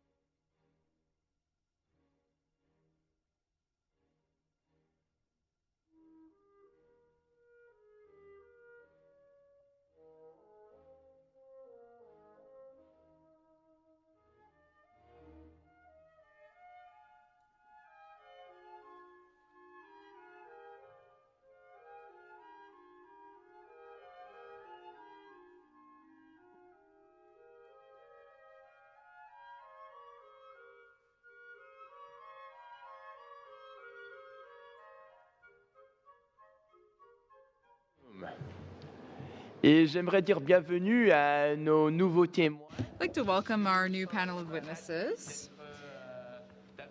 We're very pleased to have some members of the Quebec Bar with us. We have Mr. Giuseppe Battista, ou le président de la comité en droit criminel, Monsieur Jean-Pierre. President of the Committee on Criminal Law, also Jean-Pierre Ménard, member of the Working Group on End-of-Life Care, and Marc Sauvé, who's Director of Research and Legislation Services. Dr. Will Johnson. I was going to say Bill. I'm glad I looked. Dr. Will Johnson, who is with the Euthanasia Prevention Coalition of British Columbia. And then we have Ms. Françoise Hébert, who is the chair of End of Life Planning Canada, and she's accompanied by Mr. Nino Sakopet, who is the client services manager. It's a great pleasure to have all of you here with us. And we're going to start with your statements. On va commencer avec les membres du Barreau du Québec. We'll start with the members from the Quebec Bar. You have the floor. Thank you very much, Mr. Chair, and members of this August committee. My name is Marc Sauvé, Director of Research and Legislation Services, and I am here today with Giuseppe Battista, who is the President of our Committee on Criminal Law, and Jean-Pierre Ménard, who is a member of the Working Group on End-of-Life Care. I don't think it'll be a surprise to you to learn that the Quebec Bar is the Association of Quebec Lawyers who practice the profession and in the interests of society, and we also promote the respect of the rule of law. So Mr. Battista will be discussing some aspects of criminal law, and after that Mr. Ménard will be talking about some different aspects, particularly how this law relates to provincial law. Yes, thank you for having us. Straight off, I'd like to say that we recognize and acknowledge this bill, which is, of course, a response to the Supreme Court's Carter ruling. So this is a positive step overall.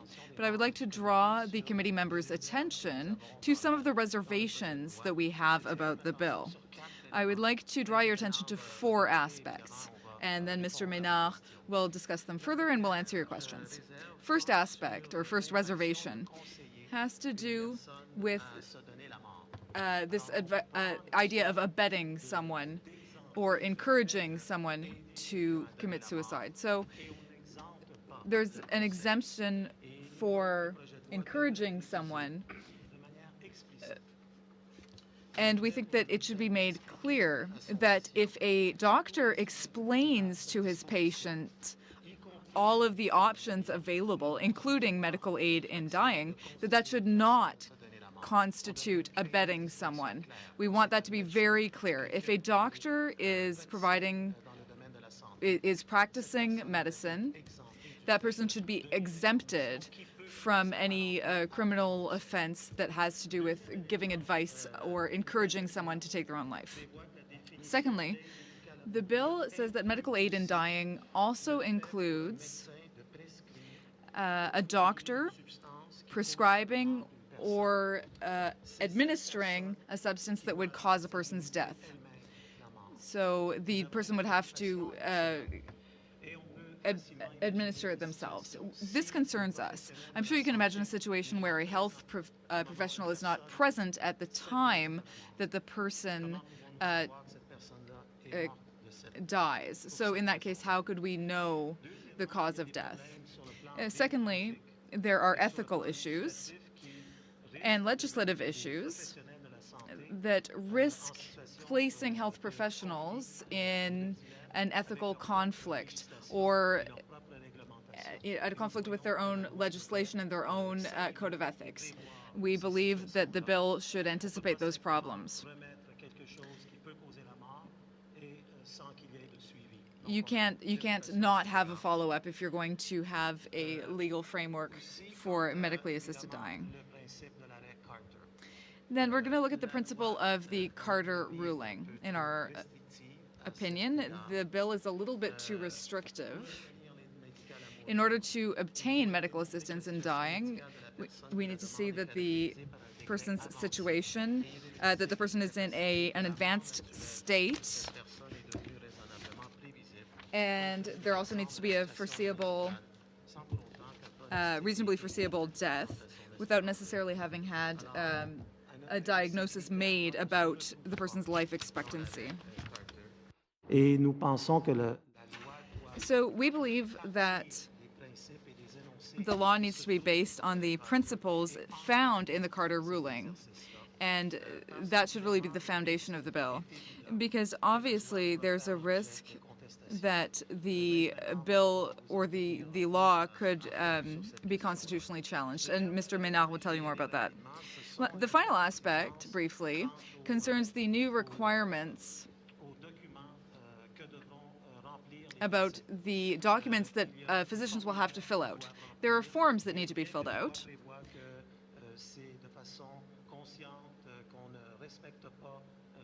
And although the law says, well, the fact that not having filled out a form properly could constitute an offense, and to us that's excessive. Normally, it's provincial jurisdiction that deals with that type of information. Now, I'll pass the floor to Mr. Ménard.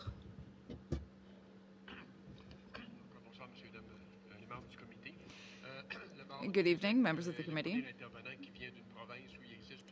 Well, we are, I believe, the first witnesses to appear from a province where we already have a law on medically assisted dying. We've had one since 2015, and we've already dealt with several cases. And so we can tell you a little bit about the difficulty of applying the law.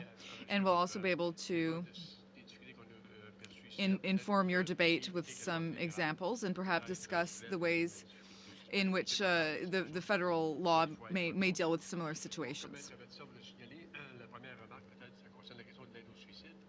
So first of all, assisted suicide. Now, Quebec law, the Quebec law is very comprehensive, and it deals with everything that could fall under provincial jurisdiction. At the time, assisted suicide was seen as a criminal offense. So really, it doesn't deal with the criminal aspects. The Quebec law deals only with the medical aspects of assisted suicide. Now, we thought it was important to deal with safeguards. As my colleague said, a potential problem is that once the medicine has been administered to the patient, there's no follow-up. There's nothing that certifies that the patient did in fact die at some point after that. So it would be preferable with the federal law to have perhaps more obligations, or to oblige the person to follow up and to say that death has in fact occurred at such and such a time. So it's important to be able to follow up on that. As my colleague said, another problem has to do with the Code of Ethics for physicians. For example, any obligation to participate in this, or the doctor may give a pill to the patient and then the patient may self-administer. That can be, for some doctors, they don't want to be involved in a process like that. Now, in terms of the compatibility with the Carter ruling, the Quebec Bar believes that this law is actually more restrictive than what is currently allowed under Section 7. Because, of course, that's the angle through which we're going to be studying the law. So Section 7 is actually broader. So, of course, there is a possibility of constitutional challenges.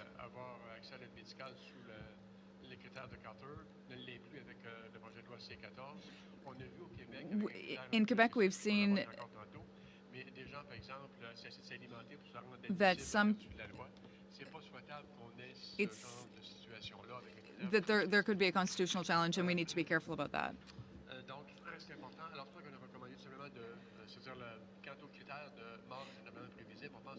When it comes to reasonably foreseeable death, we think that this definition is too nebulous. It's very important that citizens be able to have a very clear legal standard for this.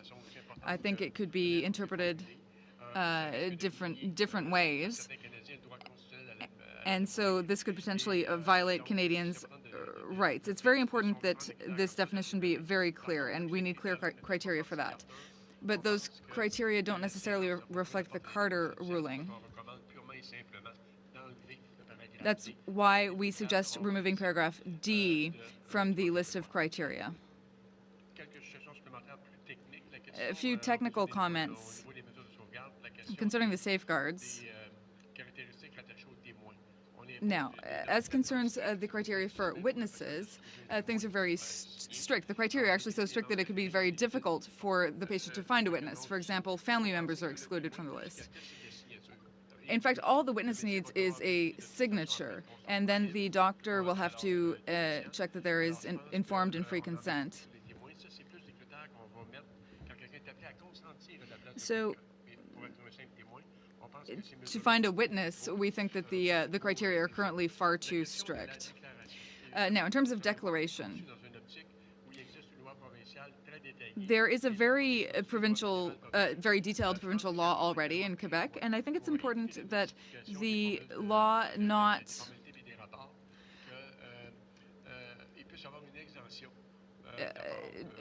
be too redundant, and so we need to have an exemption in terms of the application of the law.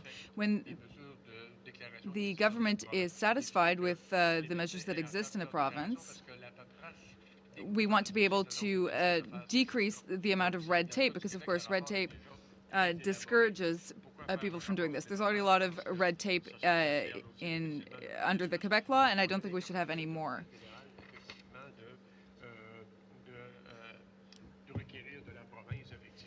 So it's important that the province be able to have a certain amount of information.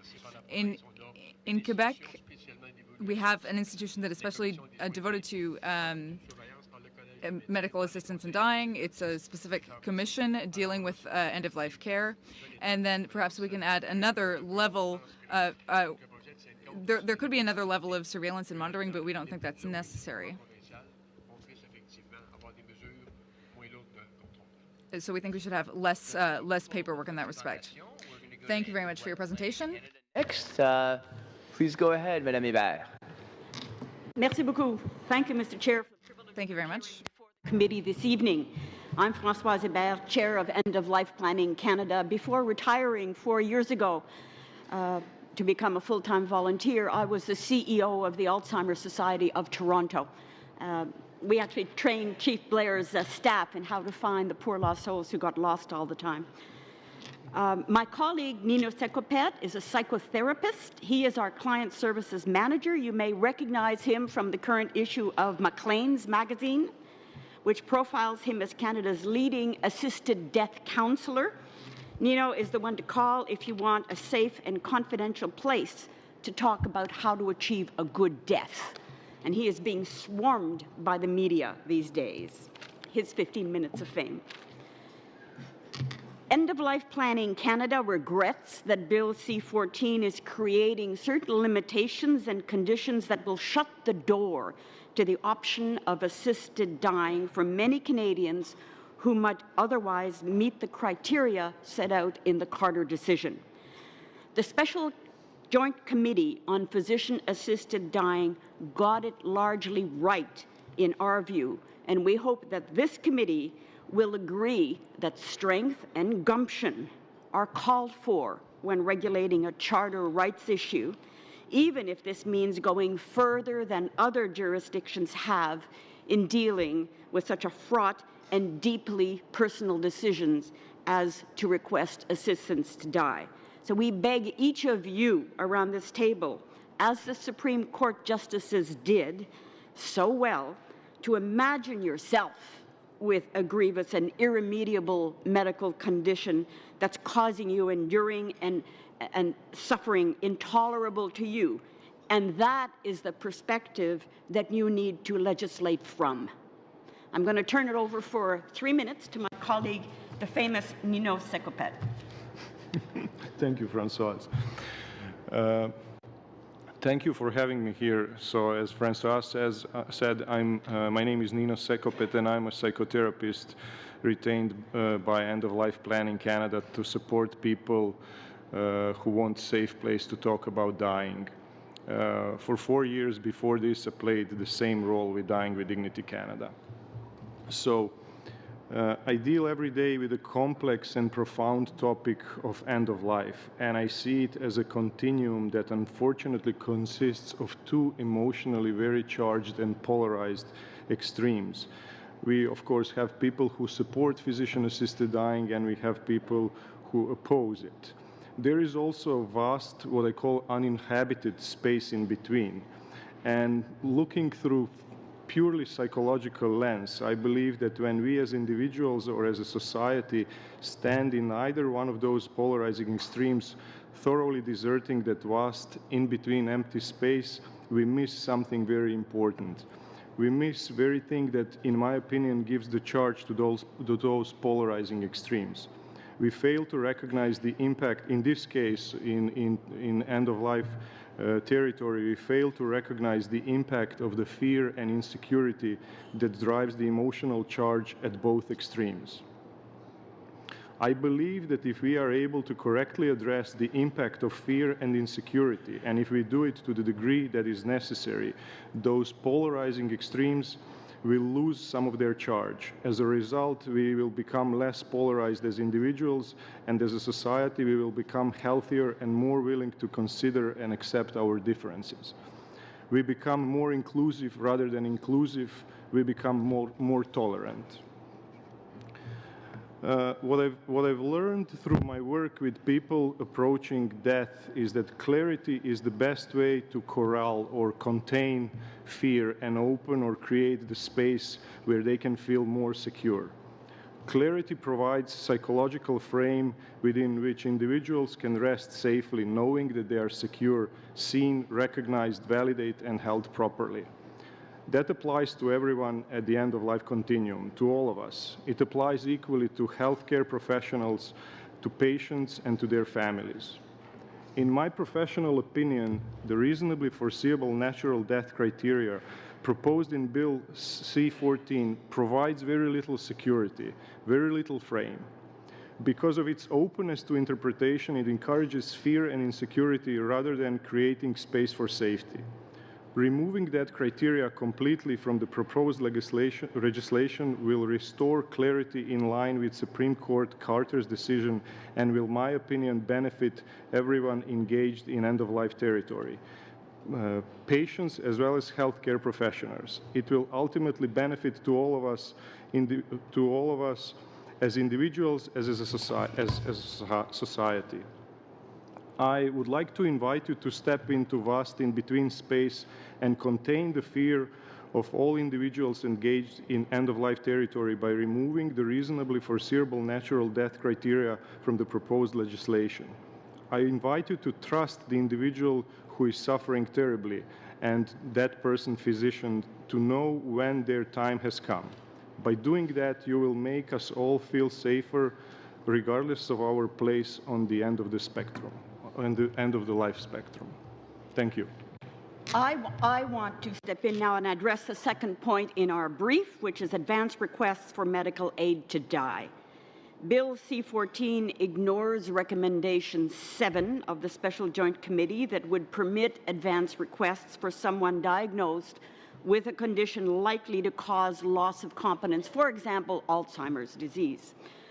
The government is proposing instead an independent study of advance requests, and it may revisit the issue in 5 years when the bill is reviewed. Here is our view. Dementing diseases such as Alzheimer's are terminal.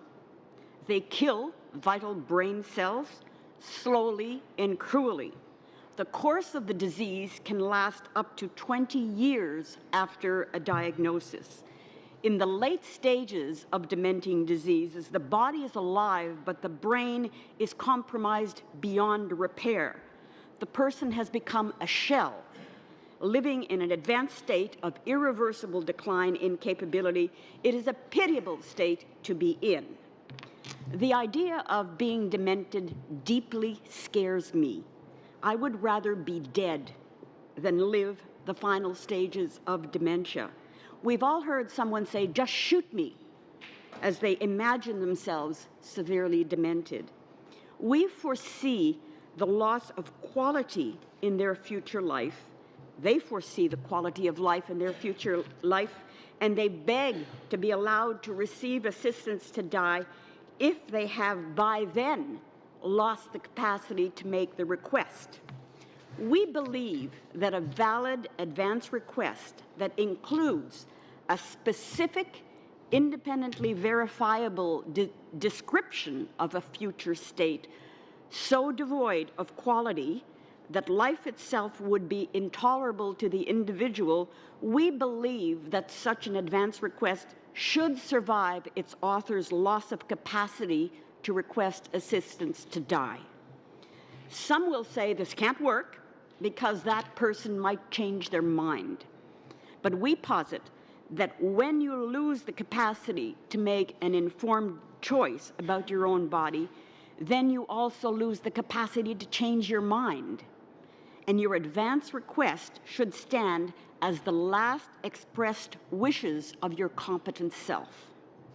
So, if my validly written and witnessed advance request describes a state of being so lacking in quality that it would be intolerable to me, and if my description of that state is sufficiently clear that my legal substitute decision maker and 2 independent medical professionals can verify that my debilitation has reached the point that I so clearly described, then my advance request should satisfy legal requirements to allow me to receive assistance to die.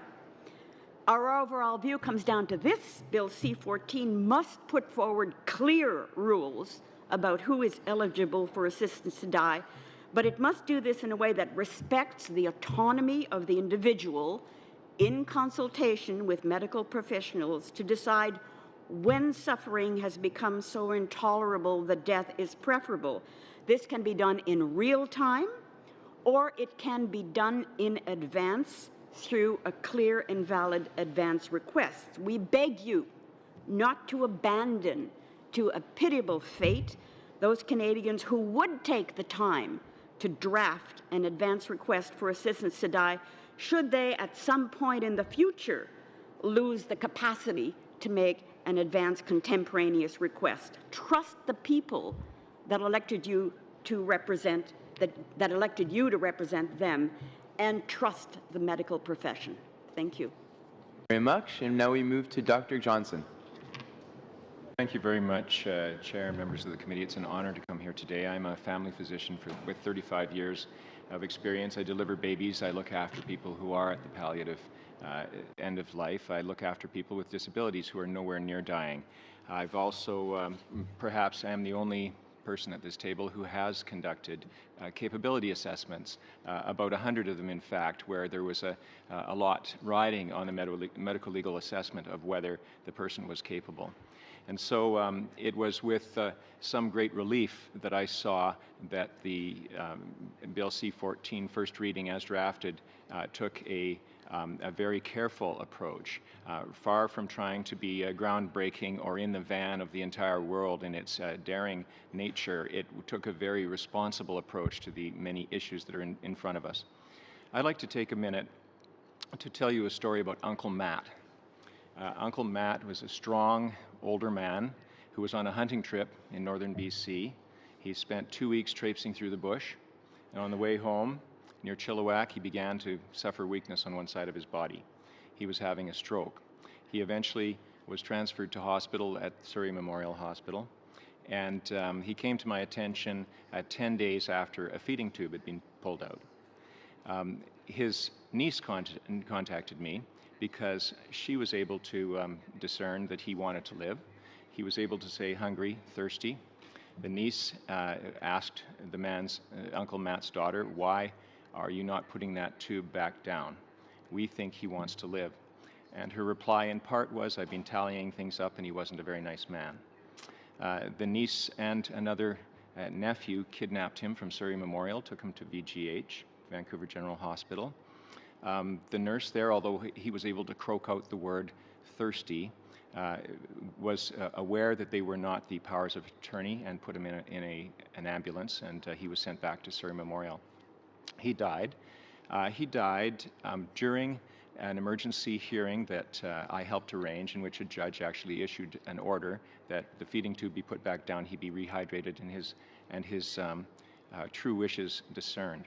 Now, this is not to say that the people who have come to Nino or who have come in front of Francoise are like Uncle Matt, because the people who have self-selected to approach people who are involved with end-of-life planning in that organization have already self-selected to be highly motivated.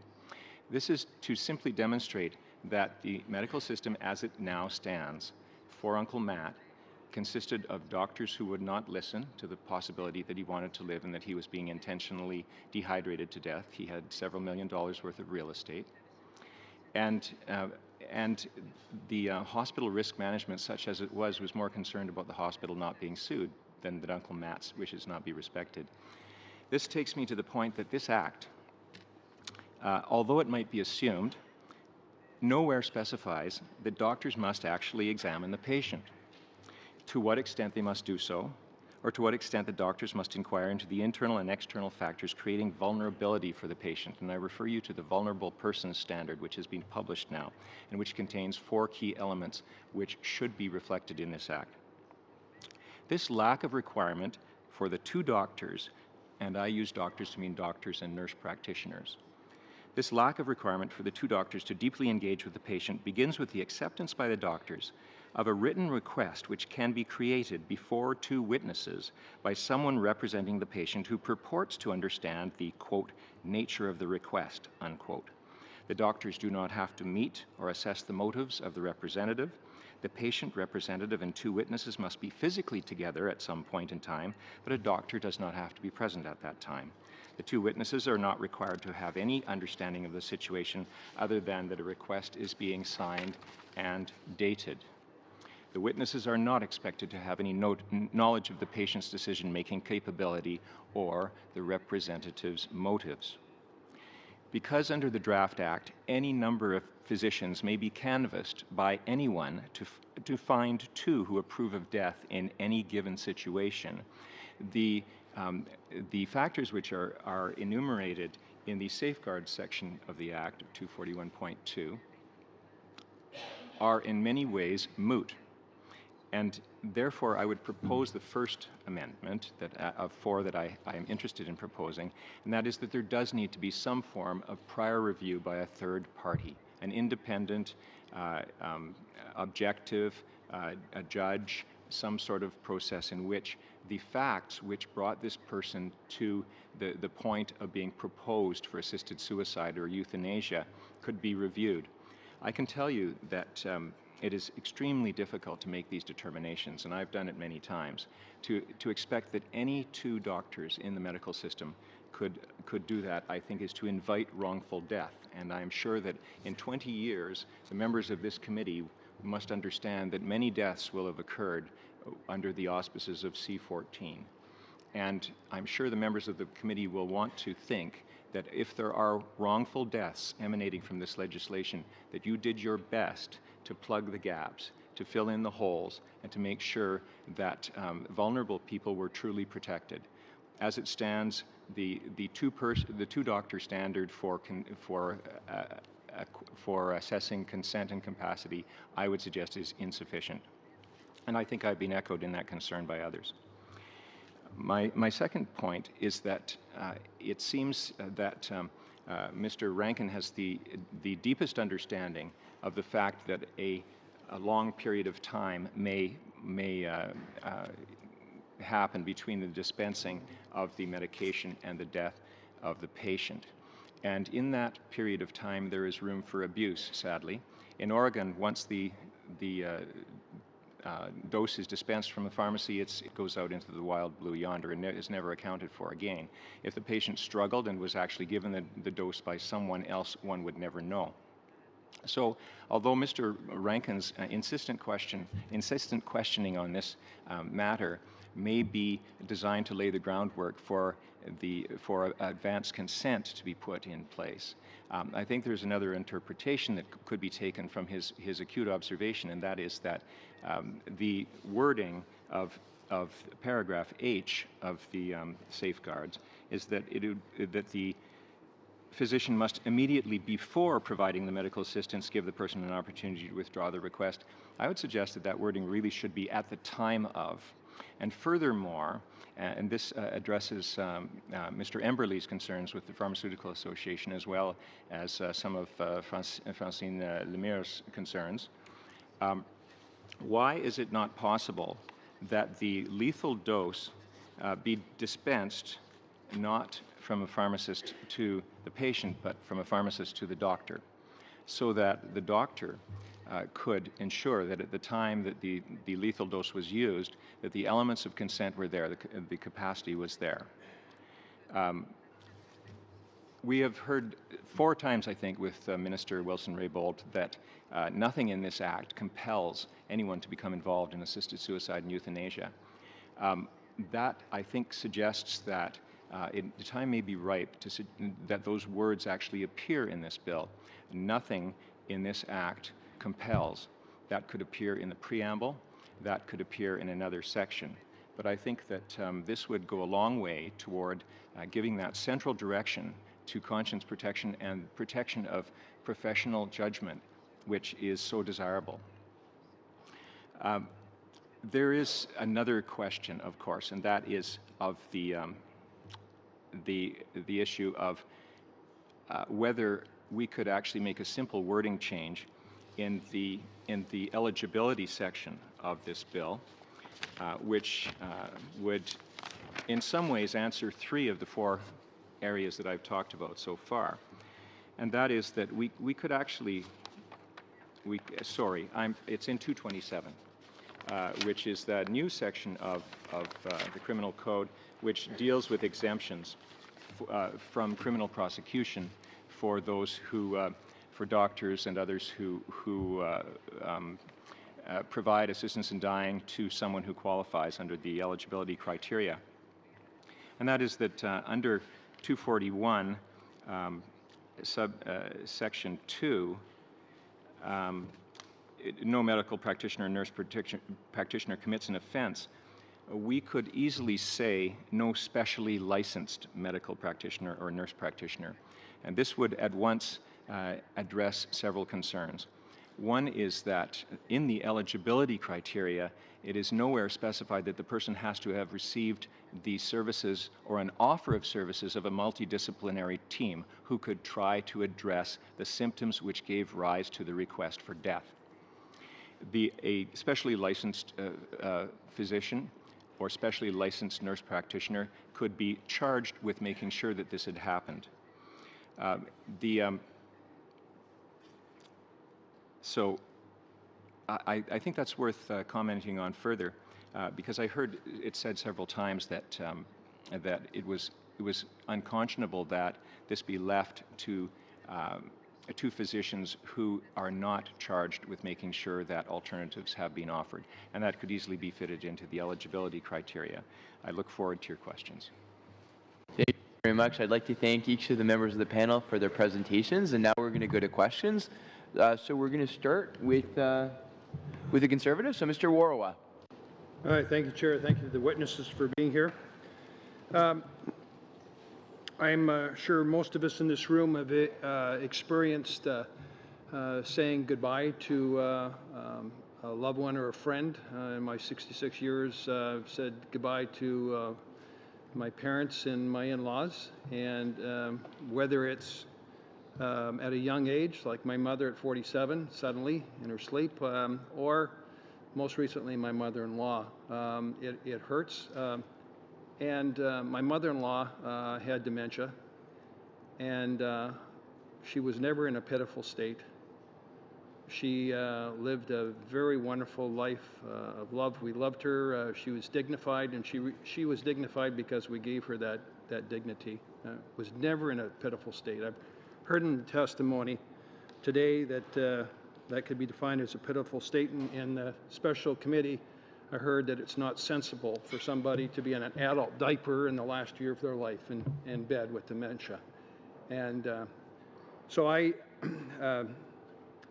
but we love her and we miss her. And we went to say goodbye to her. We were told by her family physician she had 2 to 5 days to live.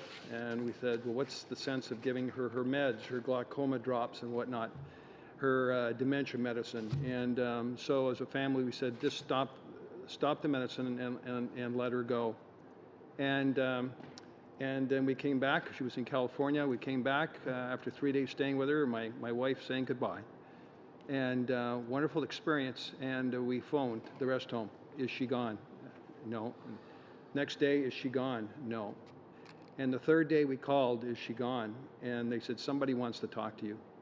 And she came back. And we had another wonderful year. It was one of the best years that we had. And I tell you, we don't know what we're playing with here. And we don't know if somebody's going. And she missed Dad, and she wanted to go.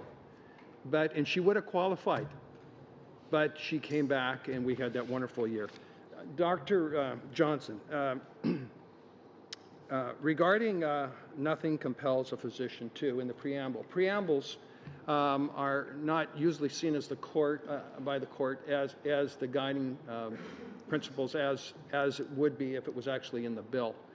I think all of us have heard from witnesses the number one issue that we're hearing over and over again is protect the conscience rights of physicians, nurses, pharmacists, medical practitioners. And we need to get it right where we protect vulnerable Canadians, and we need to protect the conscience rights. Supreme Court in the Carter decision highlighted that. So it is at this point in the legislation as proposed in C-14, it's silent on that, and it's been explained by the minister and the department that it does not say anyone is forced to participate in this, but it is silent on this. Would it help, instead of having it in a preamble, but actually having it in the bill, that it would be a criminal offense to force, intimidate, coerce a physician, healthcare practitioner, nurse practitioner, pharmacist, to make it a criminal offense to actually force somebody to participate against their will? Now, what we have in the Carter decision is it was legal to commit suicide, but it was illegal to assist somebody. Carter has said you can, under certain criteria, you can assist somebody. But the pendulum has swung to where the special committee said, well, you must refer. But I think Canadians that I'm hearing, is they want the conscience protected. So my question to you is, if C-14 was amended to make it a criminal offense to coerce, intimidate, force a physician, do you think that would deal with the issue as far as conscience protection? Thank you very much for what are in effect two excellent questions. I would like to take your first one up first. Your poignant story about your mother-in-law, reminds us that the fatal weakness of the whole concept of advanced consent is the unsupported assumption that the loss of a legal capacity and perhaps the loss of verbal abilities must necessarily be accompanied by the loss of the ability to change your mind. And in fact, the fatal flaw of the advanced consent argument is that what you're in essence doing is telling the person who is becoming increasingly incapable, and this is often a gradual process, when you are no longer to communicate in a way that we are going to recognize, we're going to take away your right to change your mind. I think that is the last thing that the drafters of this law would have intended. And I think that it's extremely prudent that they have stayed away from enabling the decisions you make in one physical state and under one set of circumstances to rule tyrannically over you and potentially resulting in your wrongful death, but a wrongful death which cannot be discerned externally. Taking you up on the next point, it is true that the strongest possible statement of conscience rights would be contained in a section of the Criminal Code which actually provided not just a ringing endorsement of the Section 2 Charter right to conscience, which has never been properly supported in jurisprudence that I'm aware of, but that would also provide actual penalties for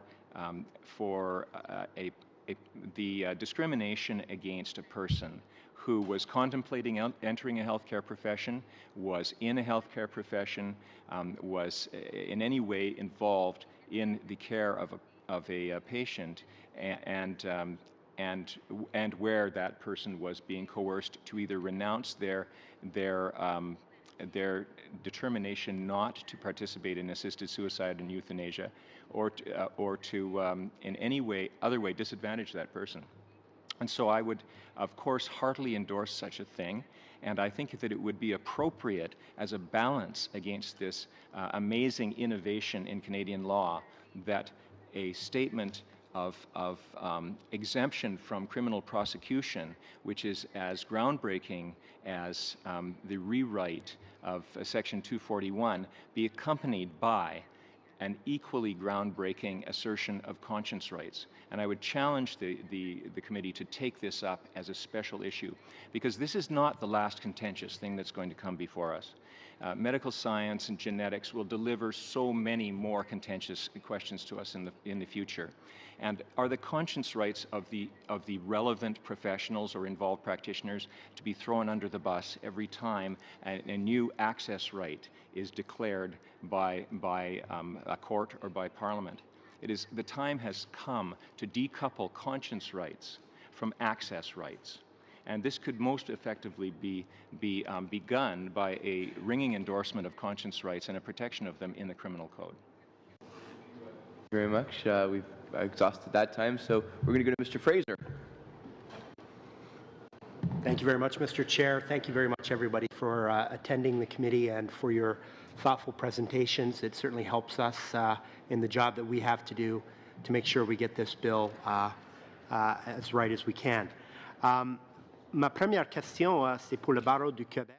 My first question is for the Quebec Bar members. You said that the bill would exempt a physician or a nurse practitioner providing medical assistance in dying, but providing encouragement to take one's own life would remain a criminal offense. So are you explicitly suggesting that there be an amendment made to the bill? And if so, what would that amendment look like? Thank you for the question. The idea is to protect physicians so that they don't end up in an ambiguous situation. Because this is a very sensitive question, and I think Mr. Johnston really illustrated that very well. The concern that we had is that if we don't explicitly provide for immunity or an exemption for the physician providing the advice, it would be a problem. And we need to see this very broadly. Now, obviously, advising that someone commits suicide is a criminal offense, so that's one thing. But the concern that we have is the scope that could be given to the word advise. Obviously, in the doctor-patient relationship, that is a very intimate and confidential relationship, and the physician needs to be able to freely inform the patient of all of the options available to him or her. We wouldn't want a physician who simply informed the patient of his options to leave the physician in a compromising situation. So that's why we're suggesting that we have an amendment to take that into account.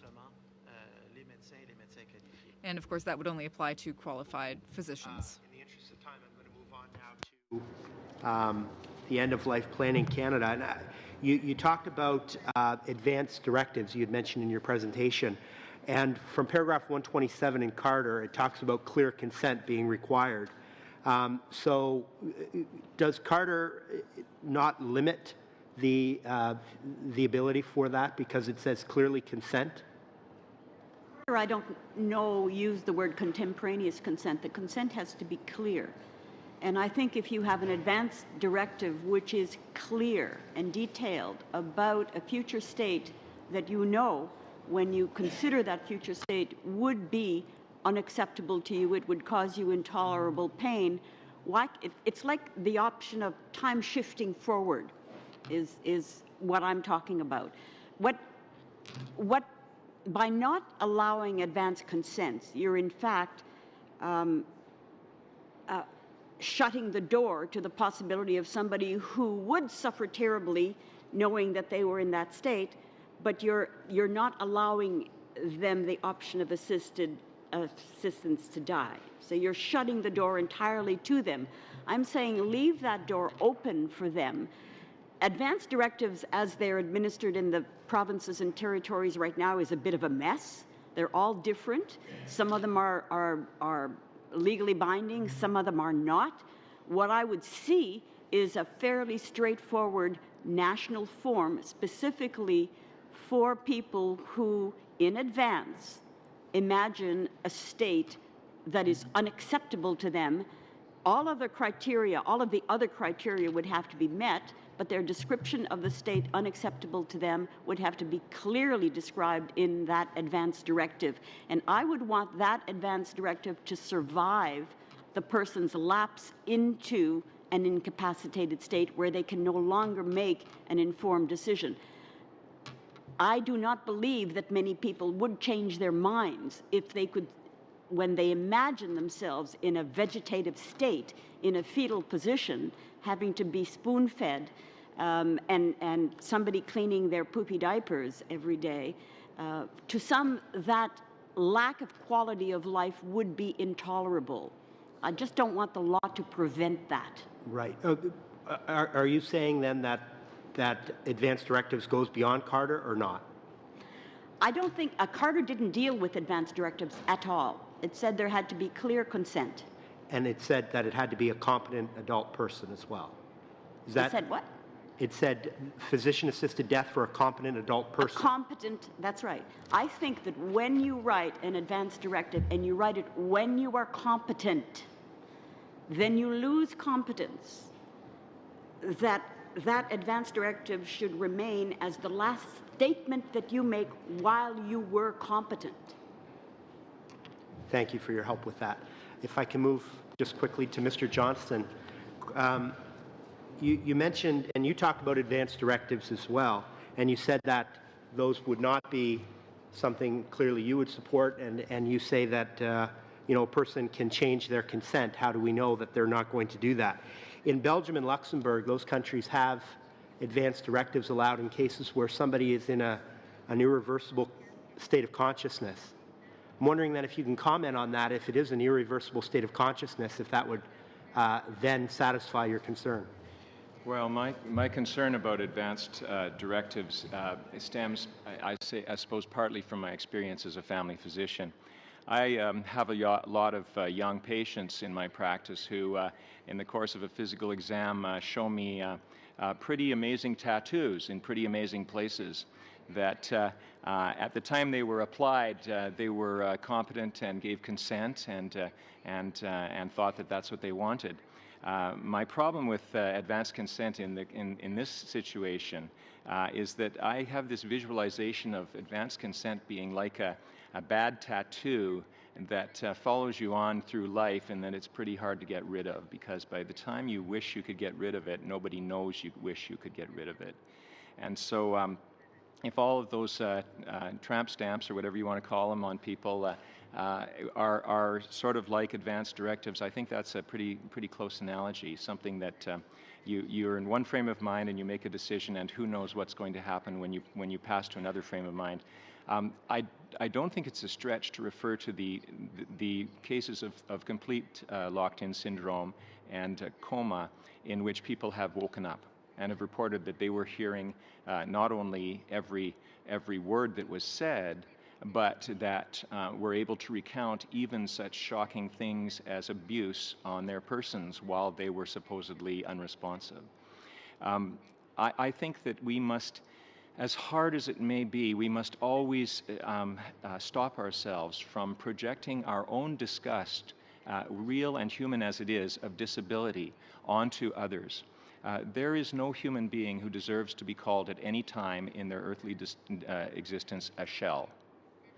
There is no human being who who deserves to be at any time in their earthly existence described as someone who should raise your disgust by the nature of the personal care which they have to receive. And so because very kindly and good people like Francoise and Nino are involved in trying to give people what they want, I just want to caution the committee that, that it is very wise of the existing legislation to shy away from advance directives. So we're going to go to Mr. Rankin. Chair, and thank you. I want to start with the Barreau de Quebec and particularly with Mr. Maynard, and to thank you very much, sir, for the very helpful testimony that you provided to the Senate House Committee, where you were one of our first witnesses and were very, very valuable in explaining the Quebec experience, and you've helped a great deal today. I listened, I confess, in English to your remarks, and I took a few notes that I want to just get your comments on. You spoke about the Bill C-14 being too restrictive, that the law is not based on the Carter principles, that it can be constitutionally challenged, that it's more restrictive than Section 7, and you alluded again to constitutional challenge. Then you spoke about reasonably foreseeable death, that expression in Clause D that you said should be eliminated from the list of criteria, and you indicated that it was, quote, too nebulous, and it needed, you needed to provide clarity in this definition that was so unclear. What you've done is you've given us the same testimony we've heard from Professor Downey from the East Coast, and we'll be hearing on Thursday from the lawyer, Mr. Harvey, who argued the case from the West Coast. You've talked to us from the French Canada and English Canada. There seems to be among a lot of legal experts, such as yourself, an acknowledgement that this is simply inconsistent with Carter. I'd like you to elaborate. Oui, s'il vous plaît. Alors, effectivement. Yes. From a purely legal point of view here, now, of course, we could also look at this from other perspectives, ethical, moral perspectives, but from a purely legal perspective, the bill as currently drafted creates very real problems. I practice law, and I deal with handicapped people, for example, who laid out the following scenario to me. Now, in such an important bill, the goal is to create a certain amount of legal security, to create very clear standards that are clear to everyone. Here we have a bill, and I say this with all due respect, that proposes a certain standard to having access to medical assistance in dying, but it's not the same standard as laid out in the Carter decision. So we have a narrower question here where we're looking at end-of-life care, and the problem here is that there's a void, a legal void. So there are people who don't meet the criteria, who don't meet the conditions in C-14, but who do meet the criteria for the Carter ruling. Now, those people will now be calling for the right to medical assistance in dying. What the Supreme Court decided, well, they weren't looking at end-of-life related criteria, and they weren't looking at those people. They were looking at people who have a serious and irremediable condition. So that it's a different criteria than the Supreme Court. When the Supreme Court looked at Section 7, I think they did this very clearly, and they were aiming to actually encompass a larger group of people than C-14 encompasses. The risk here is that we risk leaving aside a certain group of people who do have a constitutional right to have access to medically assisted dying. But this bill will withdraw their constitutional right, and those people will be forced to restart their whole battle before the courts. And 2, 3, 4 years from now, Parliament will then have to come back and finish or change the law. So here we're only looking at these irremediable conditions, but I think that so it's targeting a different group. Whether you agree or not, maybe the Supreme Court went too far. Maybe that's what you think. Maybe it didn't.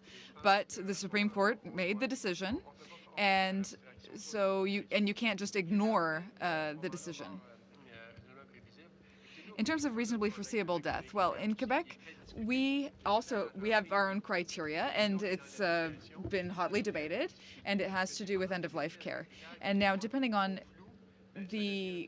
sometimes the criteria can be a little bit unclear. So there are doctors who say, well, end-of-life care means you need to have a terminal illness. Others say, no, it's 3 months or 6 months or different criteria. So reasonably foreseeable death is obviously a very unclear concept. And it's important that citizens have a clear definition that everyone can understand. Now, in Quebec, there's also this question of the timeline. Is it 3 months, 6 months? The problem is that medical science is unable to predict, to say accurately, you have 3 months, you have 6 months.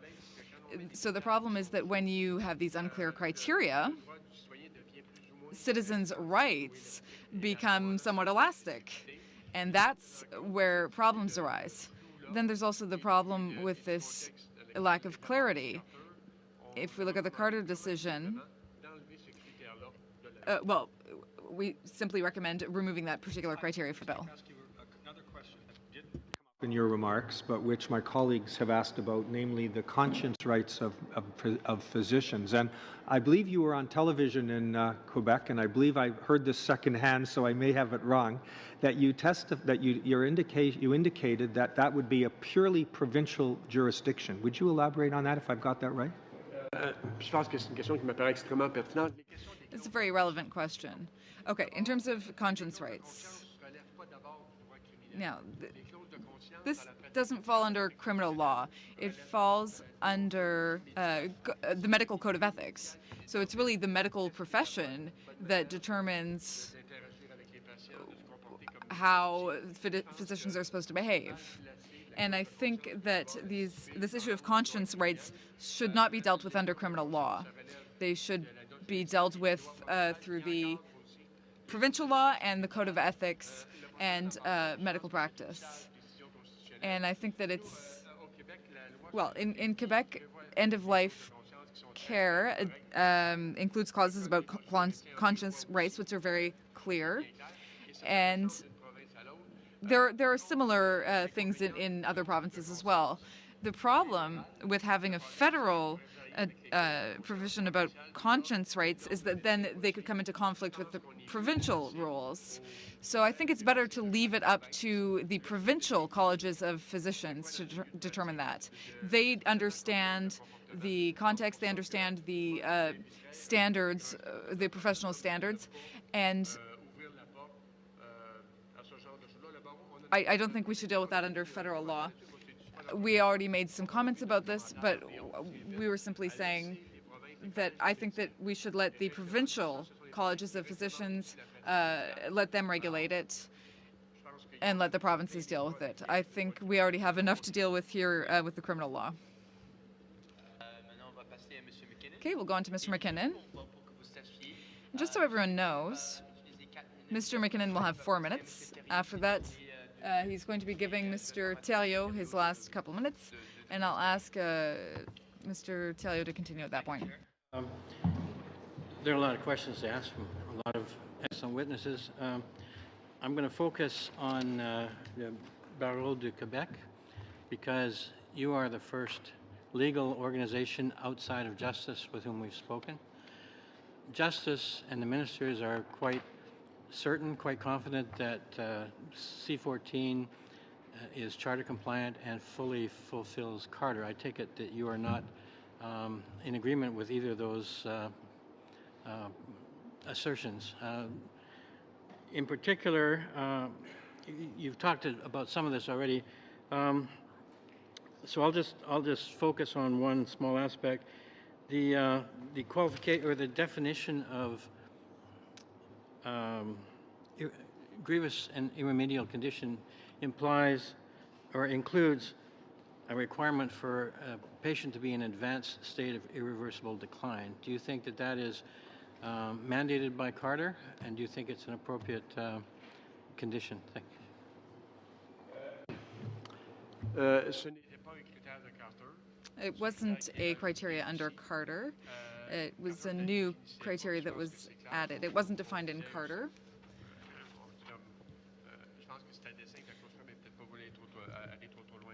I think maybe the Supreme Court didn't want to go that far with that. In terms of the grievous or advanced state of decline, I think that's also newer, but it's a criteria that is perhaps more manageable than some of the criteria that we find in paragraph D about reasonably foreseeable death. If you decide that there's a grievous and irreversible condition that's required before you have access to medically assisted dying, well, it's potentially a little bit too strict. But, you know, you might think it could get through, but it wasn't in Carter. So I think that we could completely get rid of Section 2 of 241. And we could really get rid of that paragraph 2 because it includes a lot of criteria that are not included in Carter. But this issue of reasonably foreseeable death is maybe the most important factor. But the other one is not in Carter. Regarding reasonable foreseeable death, the minister indicated that that was you've indicated it should have a much clearer legal standard for what that means. The minister indicated that it was really a medical decision, not a legal question. Would you care to comment on that? C'est clair que le problème, c'est que les médecins... Well, the problem is that physicians expect the law to define all possible situations in great detail. But the problem is every time the law defines something, it limits things as well. And there's such a huge range of possible situations. You can't have a law for every single situation. So the important thing is to leave a certain amount of judgment and discretion up to the patient and the physician and their relationship so that they can discuss it. We want to lay out the broad outlines, the broad principles, but I think we also need to trust medical practitioners. And we need to trust patients and their own judgment as well, because this is basically an issue of patients' rights. All of the work that we're doing here is just trying to give patients their rights and patients the right to control their own lives, the time and manner of their own death. We're not trying to give particular powers to medical practitioners. We're trying to ensure patients' rights. So I think as long as you have a patient who is conscious, competent, capable of making an informed decision, well, from that point onwards, we don't need to try to legally define every possible situation because it doesn't leave any discretion. So here, if you look at paragraph 1, it lays out all of the Carter criteria. And then in paragraph 2, they're going through and being defined. And by defining that, we're excluding people from this right. I think we need to trust Canadian patients and we need to trust Canadian doctors. And in terms of appropriate surveillance and appropriate follow-up, I think that's fine too. With Mr. McKinnon's permission, we'll move on to Mr. Talio, if that's all right. Thank you. Okay, so I have 2 minutes. Yes, you have 2 minutes or thereabouts. Now, the Quebec law was based on 2 principles. The first one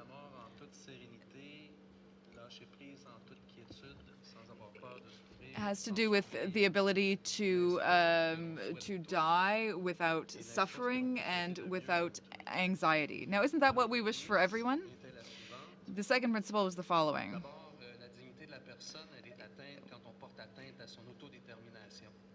Human dignity is dependent on self-determination. And the law really enshrined that principle. So why take away this principle of self-determination, the right to make choices, when it applies to the question of one's own death? One should be able to determine the manner of one's own death. So that's why we have the Quebec law, which is called the act relating to end of life. And I've been saying this for quite a while. There's a real confusion between euthanasia or in cases of irreversible situations, terminal illnesses, and then and palliative care. So the court has asked us to create a legal framework for these situations. And what do we have as criteria? Well, we have, of course, today we've been talking about reasonably foreseeable death, but then there's also this natural death or foreseeable natural death. But if we're talking about palliative care, is that a natural death? If somebody is given an injectable or a pain to, or a pill to endure pain, or something that's going to stop their heart, can we talk about natural death at that point? Now, there's no timeline laid out in the Quebec law. Here we're talking about 15 days, so that's different. Now, basically, I feel like this bill is just a poorly written version of the Quebec bill. Now, Professor Hogg said that there is an equivalency provision. If we pass this bill as is now, it would lead to situations, particular conflicts in Quebec. So there's this equivalency provision that is in the law that says that if the minister is convinced that the province has put in appropriate safeguards, then in that case, the federal law would not apply. Would that not be a good idea to say that the provincial law has precedence if the minister deems that that's appropriate? Well, I was very involved in the process of looking at the Quebec Act, and it was a law that aimed to deal with creating a framework for end-of-life care. It wasn't really a legal bill. It dealt more with palliative care, end-of-life care, things like that. So the objective of the Quebec Act is somewhat different than the objective of the federal act, or the federal bill. Here we're dealing with a bill that aims to amend the criminal code. And so it's broader than the Quebec Act. So the Quebec Act is actually more restrictive. It has a narrower objective. But in a lot of other ways, it's basically a copy and paste job from the Quebec Act.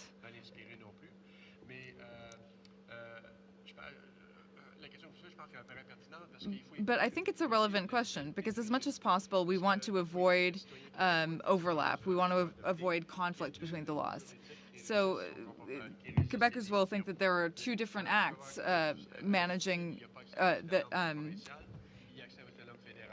regulating the process. So the federal and provincial processes could be different. And I think it's very important. Well, I would just say that it's important that the federal government could exempt certain provinces from doing certain things, but it's important that the substance of the bill, whatever it is, be compatible with the Carter ruling. Just a very quick question. The Supreme Court says that the right to life is actually infringed by the Carter decision because it could lead to some people with degenerative diseases to accelerate death when, in fact, perhaps they just needed help. Because people who have degenerative diseases don't want to commit suicide, but they can continue living until they have intolerable suffering, intolerable pain. So they want to get an assurance from us that if they get to that point of intolerable suffering, that someone will be able to help them. Yes, well, Carter seems to exclude people in those situations. So that's why we're asking you today to reconsider this.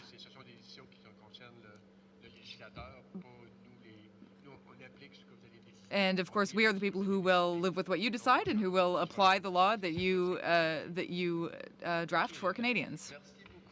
Thank you very much. Thank you for your testimony. the testimony that you gave. We really appreciate it. We really appreciate all of your presentations. We learned a lot. Et c'est bien apprécié. We're going to now take a brief recess of 1 minute. We have an in-camera session of the committee right now, so I'd kindly ask everyone to quietly leave the room in the next minute or two so that we can do our in-camera session. Thank you so much.